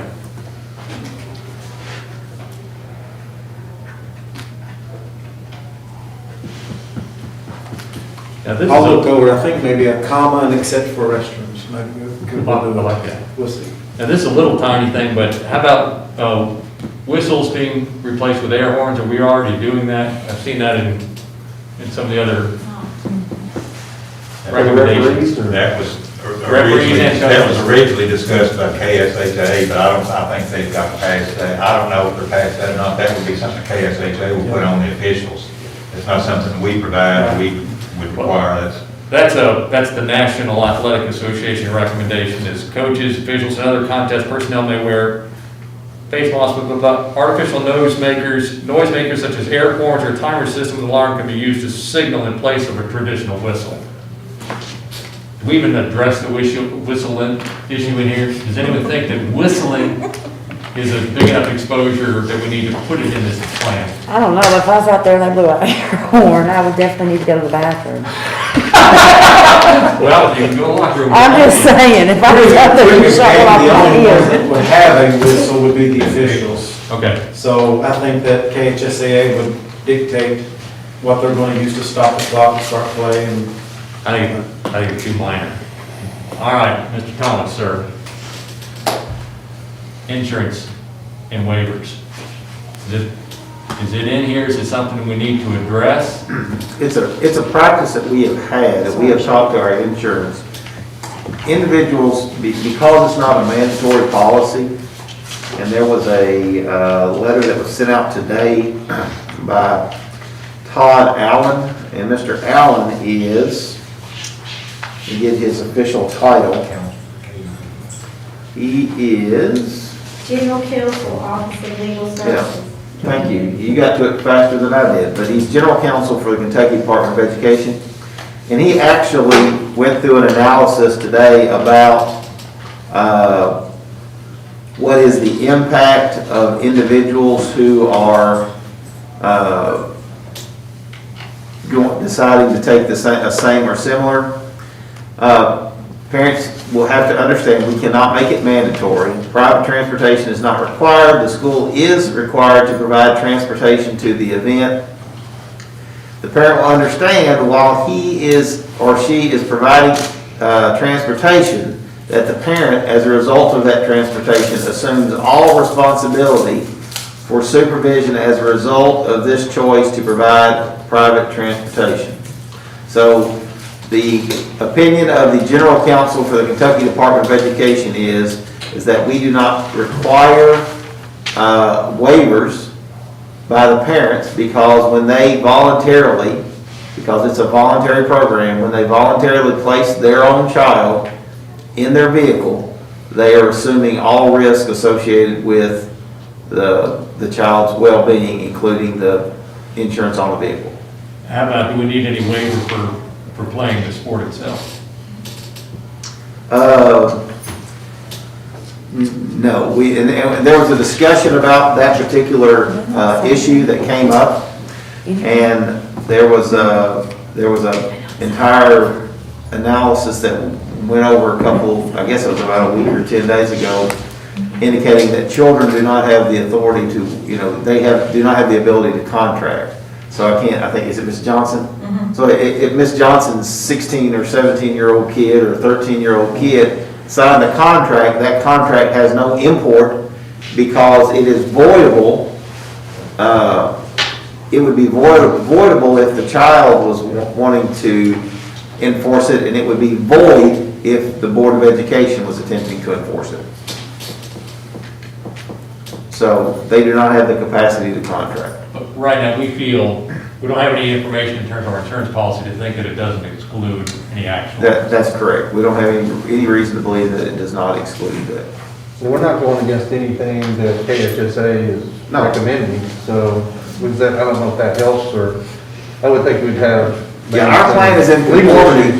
Yeah, our plan is in conformity with the direction that was given by KHSA. And it has been, I think this plan has been approved by KHSA and KDE, correct? And Health Department. And the Clark County Health Department. So we've gotten all of our ducks in a row so that we can move forward in this aspect. Mr. Christian, let me make sure I understand what you just said. Our local health department has looked at this plan. And They looked at the KSHAA plan, and we follow the KHSAA directives. That's approved. That's approved. Richie, you want us all to take a break? You can if you like. Do you need a break? I mean, I trust Ms. Richardson, but if you, Let's take a 5-minute break. okay, sure. I don't want to miss anything exciting. Okay. I gave, she was ready to take charge, but okay. My rent tells me I need to get up and stretch my legs. I think I trusted you. I'm kidding, Scott. Don't take it personal. Huh. Yes. Can I get the list of names of the people who spoke? Make sure I get the spelling right. There you go.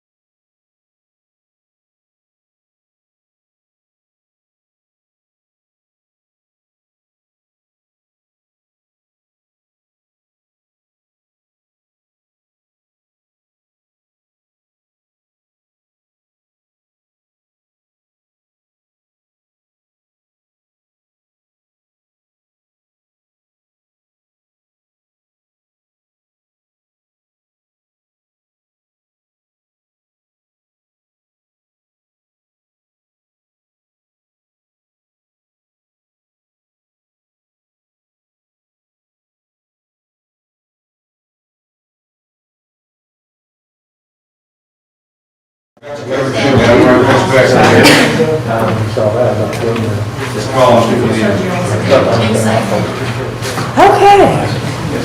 I don't even know what round we're on, but we're back in session. Maybe.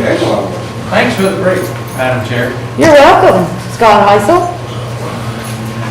It is 8:52 PM. I've got a question about the county red status wording. It's in item number 6.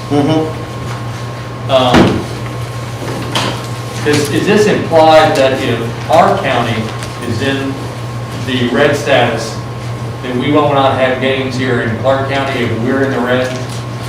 This talks about we won't go somewhere else or allow their people to come here, but if Clark County's in the red, will we not have games?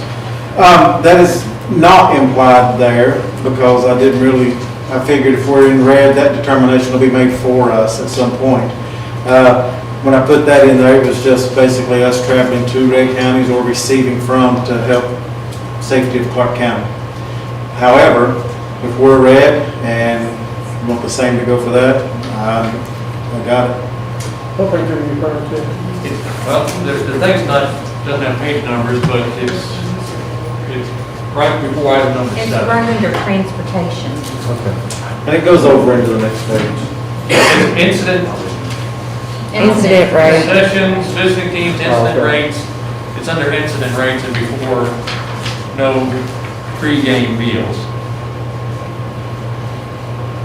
So in your answer to my question, sir, did you feel that if our county's in the red status, that somebody else, like the health department would say, we can't have meetings, and we don't need to go ahead and write that into our policy? We can, yes, and we can. And I guess in the back of my mind, some of the districts that I was talking to had that in theirs. So I, again, just thought that would be in a lot of plans, that if we were red, then people weren't gonna come to us either. Are we in red right now? No. Okay. No. I thought somebody had said that earlier. No, there's only about, I looked today, only about 5 or 6 counties in red right now. Closest right now to us is None. Jackson and Greenup.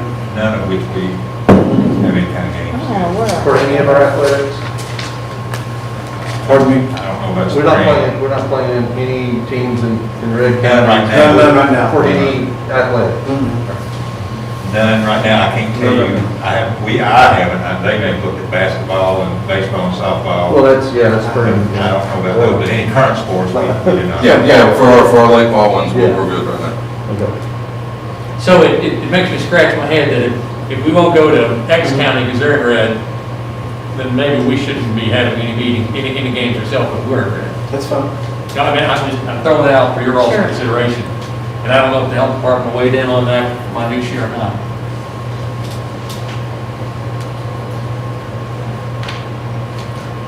No, I didn't ask that specific question. To me, that makes sense though. What's the criteria to go in red? Do we, Yeah, it's like greater than 25 per 100 something, 100,000.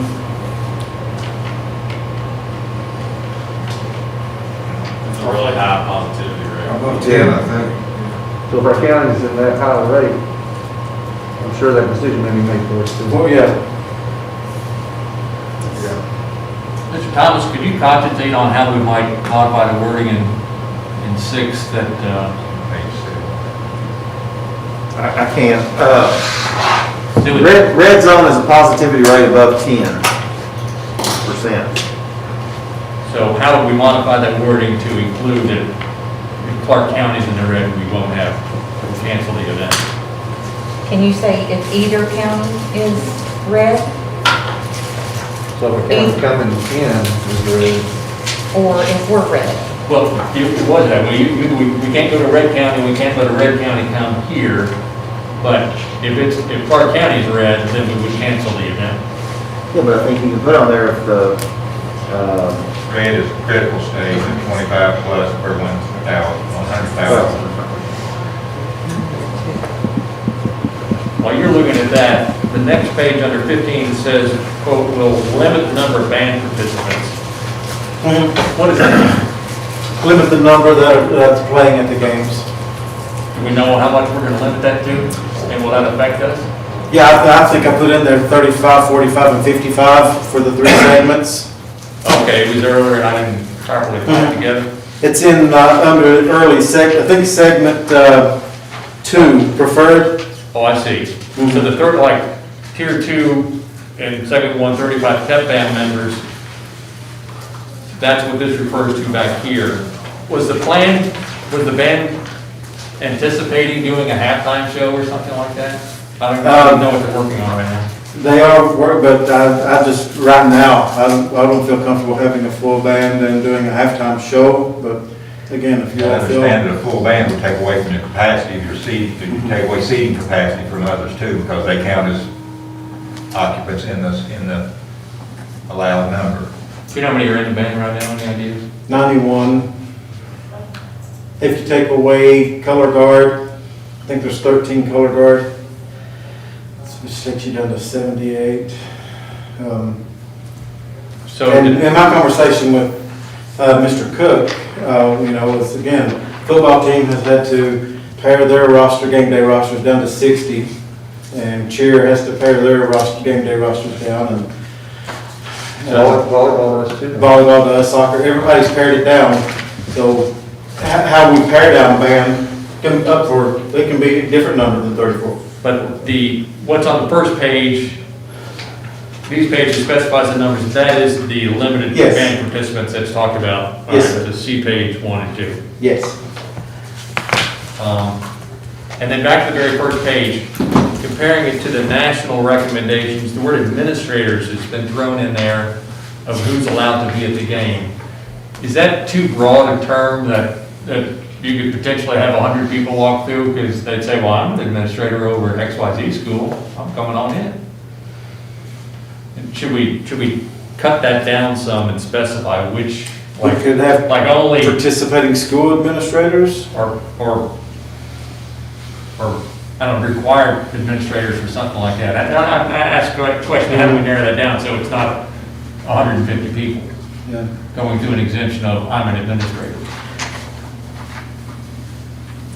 Well, I mean, I gotta be careful, but when you're in the tier 1 essential, to be an essential, it's an administrator of that school. An administrator of Bourbon County High School, if they're not playing, wouldn't be essential to that being played. Do you think that the word essential there at the beginning of that is implied all the way through this, so we could read it to say it's essential administrators? I think it's implied throughout all of tier 1, yes. Okay, so on tier 1, this would be essential administrators. Yes. Is that the understanding?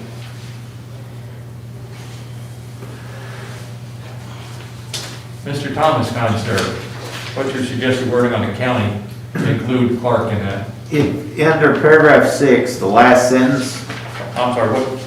Oh, okay, number paragraph 6, yes, sir. number paragraph 6 says incident rate. In the second sentence, I would put, if Clark County or the county against whom Clark County is either playing or competing, comma, is in the red status 2 days prior to our scheduled event, we will cancel the event. Okay.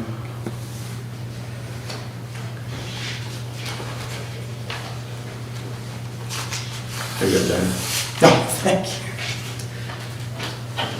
Help the read. I got the Clark. Read it back, so this is right at the beginning of the last sentence? Yes, if you take out the words, if a county, just mark that off. Uh-huh. And we're going to replace that if Clark County or the county against whom we are competing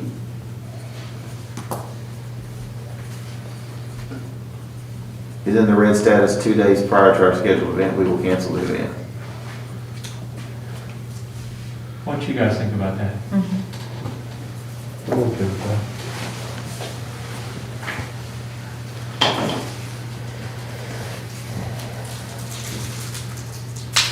So I think where we are is we were going to, talking about fence spectators, are we gonna limit fence spectators at this point in time? Do we need to have wording in there about that?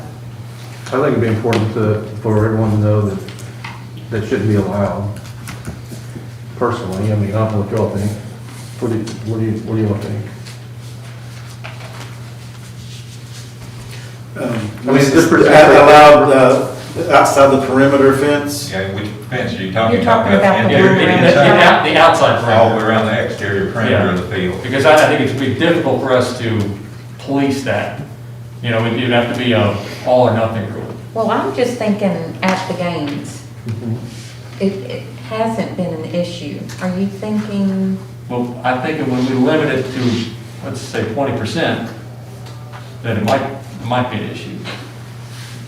If potentially, let's take the MoCo game, if we're still at 20% because we don't feel comfortable moving off of that yet. yeah, That whole daggone fence line will be lined up with people.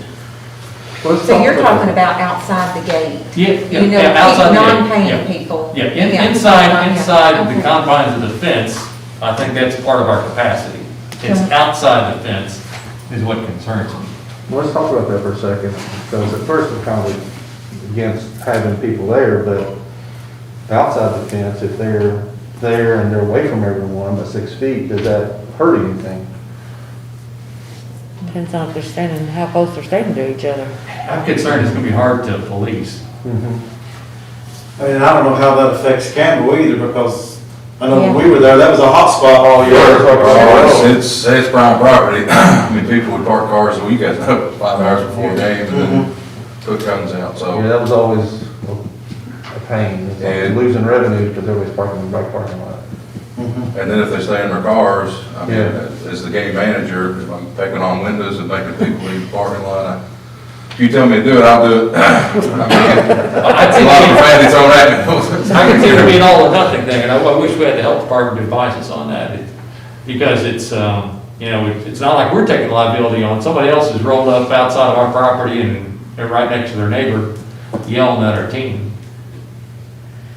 I mean, I think that those fences are on our property. I think we have the right to tell them they can't be there.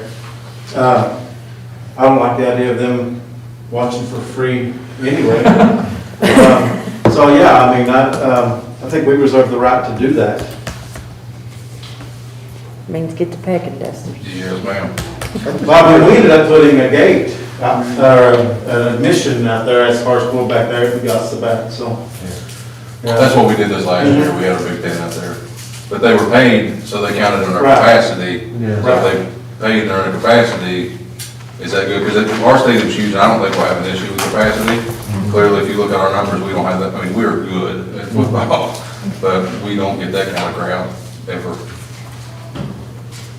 Not the complicate thing, I think we just make it simple as possible, getting everybody back playing as safe as possible, and don't limit, and not have anybody on fence rows right now. I mean, that's my suggestion. And I'm sorry, not having anybody what? Not have anybody allowed around the fence rows. It just presents a management issue, like, you know, you can't have a game manager everywhere.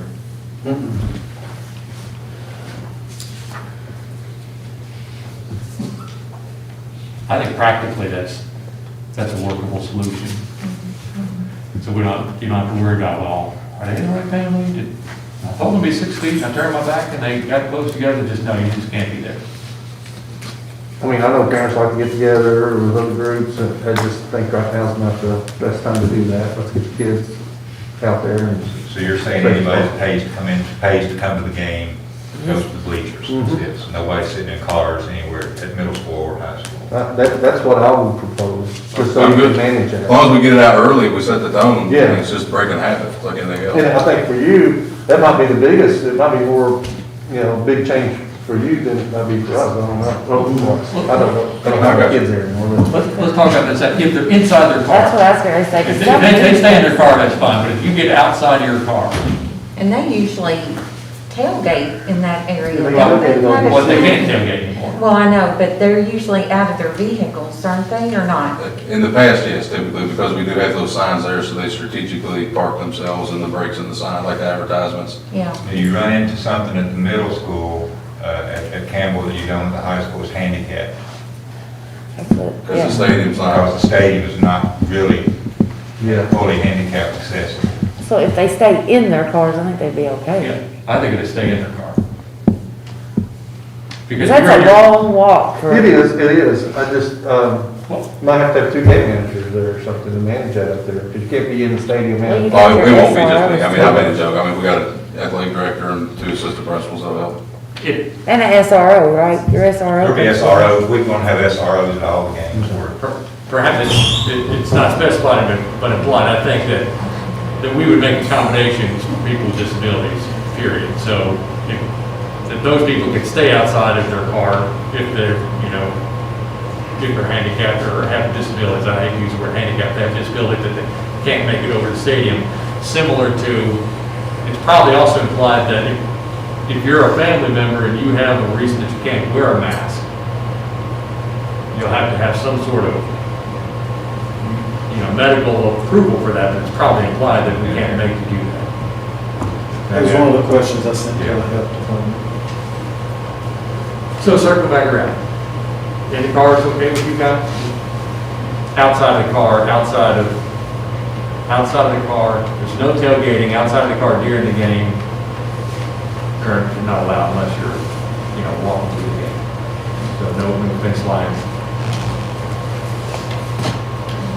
No fence line spectators. Scott will work candy bars, Dustin, if you need him. We'll have recent peanut butter There cups. you go, Scott. You got you a job, in one night. I'm just trying to retire from jobs. You'll get bored. Do we need to put that wording in there somehow? Or To No fence not lines. allow spectators outside of their cars on the fence line, on or near the fence line. for Campbell's plan. Well, I mean, for GRC also, At there's least, 2 nice fence lines along the line fence curve, line. and that's a good place for cars to pull in and stop and sit and watch the game. They can sit in their cars, just Yeah. not on the outside in the fence line. But then what about the road that goes around GRC? Are you gonna allow cars in there? That's, we park cars there, but, I can see, that could open up an opportunity even for, but there's parking ability on that upper side. You could pull a car up against the fence on that upper side and do football stadium, sit in the car and watch the game from there. Which is fine. I think what we're trying to limit is people outside of their cars. I think he's saying he could open up more options if we let people park in their car there and stay in their car. If they're in the car, from my standpoint, it's fine. I don't want them outside of their car, outside of the stadium. Because then that leaves the opportunity to congregate at the fence line and yell. So I guess when you sell your tickets, you can say, but I can sell you these. Any thoughts on the wording on that, Mr. Thomas? About whether or not we're going to allow them? Now, how we might, if it's a desire of the board to not allow spectators to congregate on the outside of the fence, outside of their car, how we would write that? I jotted down for a starting point, spectators will not be allowed to stand, congregate outside of their vehicle along the perimeter of the outside fence. I think that sounds wonderful. You hit it out of the park with the first shot. Wow, Is that okay thanks. with you guys? Okay. That's why we go in. So we got the fence issue. We're proposing for right now, we limited capacity to 20%. So we don't have to specify the dates. We can say for right now, we're going to limit capacity to 20%. This is a concept I'm telling you all. We're going to allow the locker rooms to be used as bathroom facilities only. I think that's the only. So you don't. And then allow parents to transport if they sign the appropriate waiver. Right. So under segment, you don't want to go to the 30% under tier 3. I'm suggesting for right now, on September the 8th, we approve 20%. And then we come back and revisit this. We could come back and revisit that for the 30% if we're staying under I think so. some magic number. If you I put mean, the I'm in one favor in of there. the 20, 30, and 40% as presented with ability to make changes to it at, at our next meeting or when we meet. I mean, we can just say 20% now, make changes, or we can say we adopt everything now, and if we need to make changes, we can. I'm in favor of the 20, 30, 40 going forward. I personally would like to start at 20, then we can do 30 and 40 later. but what are your thoughts? Yeah, well, Yeah, we can address it, you know, at our next meeting, or, let's see, before the We're gonna have What- Before the yeah, 10-24. What games are affected by, I know football's not affected, but what other athletics is affected? Volleyball, boys soccer, and girls soccer. So if we we limit that to 20% before our next meeting, everything will be at 20% until our next meeting, right? Yes. You have a meeting on the 21st and potentially a meeting on the 28th. So there will be, yeah, so there will be any games before our next meeting is what we should address with her. So if we have a good week or whatever it might be, whatever the criteria might be between now and the 21st, and if we go on the meeting of the 21st, if tonight we propose just a 20% maximum capacity, Mr. Thomas, you think there's no problem with us putting, that being an agenda item to potentially increase that at a future meeting? I think if it was me, I'd go ahead and put it on the 21st, and then that way that gives you, I think, gives you a little more than a week, but you've got some soccer games that are coming up, right? So that'll give you the ability, and our football team is gonna be playing away, correct? Do you think the Thursday committee would be something they want to talk about? I think the task for the committee is school only, not athletic. I think they have enough on their, that's my opinion, I think they have enough on their plate just to discuss school opening, not athletic. So I'm proposing for right now, a tweak to have maximum 20% capacity for now. and revisit on the 21st. Yes, ma'am. To disallow spectators outside of the car, outside of the stadium property, and to allow the locker rooms to be used as bathrooms.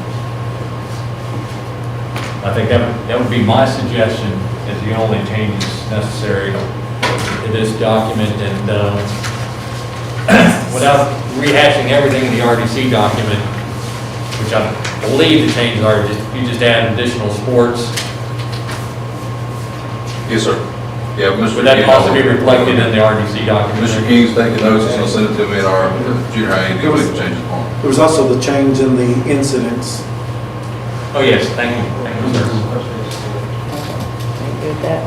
I'm good with Mr. Heiss's recommendation because it doesn't negatively affect any of athletics. Sherry? I'm good with that. Okay. Let's make a motion. That sounds good. Well, I don't want to preclude you all from discussing I think that's anything else fine. on. You're good. Okay. Would you like to make that into? I'd like to make a motion then that we approve the GRC and RDC athletics return to athletic competition documents with the following changes. Fall competition, Yes, do you have to say the fall? yes, fall competition. Have I described that enough and Yep. correctly? I just want to make sure we have it, we don't miss anything. You're correct. The change number one is we allow the restrooms, the locker rooms, both visitor and home locker rooms, to be used as bathroom facilities only. Not home. Home's gonna have access to their locker room. Is that in here? It's not in there, it says visiting teams will not have access, but home team does because that's where all our Hold there for a second. that's where all our stuff is, in our locker room, so. But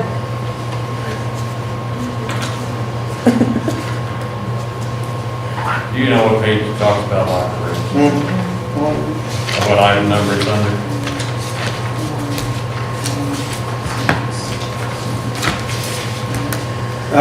Probably page 8, 9, let me see.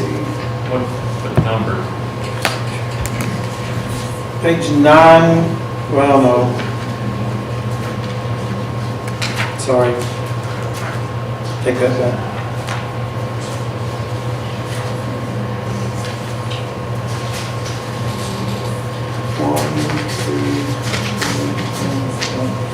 page 6, number 5. Visiting team arrival procedures. Okay, so the visiting team arrival procedures talks about the locker rooms, and so that means it's implied, we're taking a pause in the motion here in a second. It's implied that the home team has full use of our locker rooms, change into uniforms and do all of that. Yeah, and he is staggering those, I believe. So it's not allowing all 60 players in there at once to. Right, correct. Okay, so then the comment about locker rooms, under number 5, says, as there will not be locker rooms available at any point for any sport. And I'm just going to throw out, other than use as bathroom facilities. I think they're gonna be using that locker room, the home teams will. I think they said that number 5 is just visiting team. Yeah. Five is They visiting. say that there's no other preclusion of the use of our. Visiting teams will be instructed to come ready to play as there will be no locker room available at any point for any sport. Except use as bathroom facilities.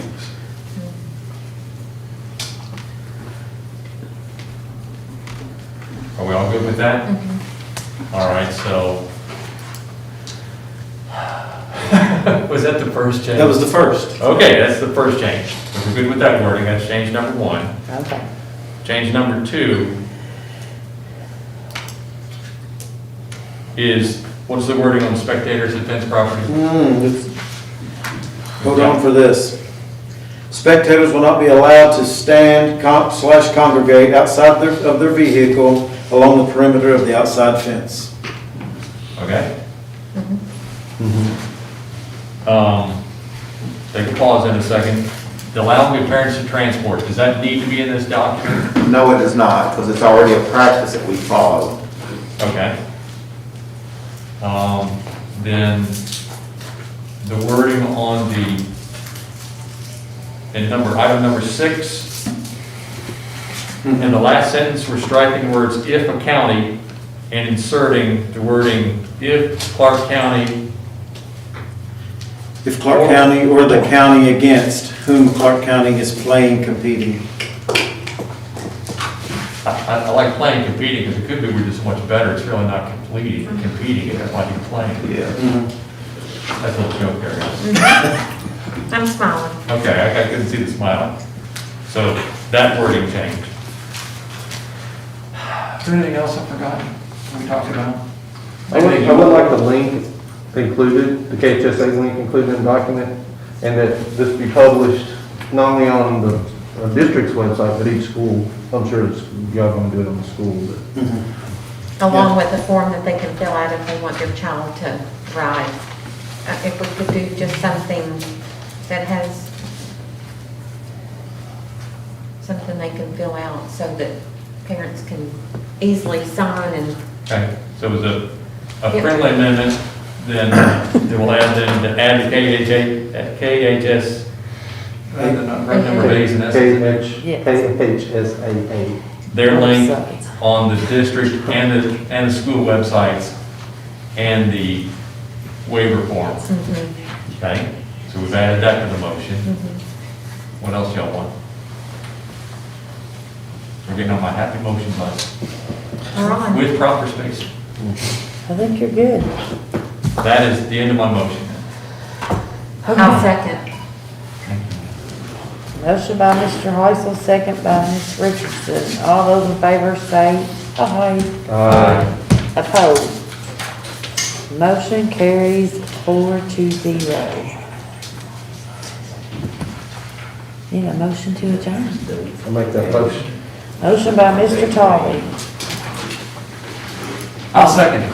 Second by Scott. All those in favor say aye. Aye. Opposed? Motion carries 4-0. Whatever said making sausage was pretty. Abraham Lincoln said that the practice of law is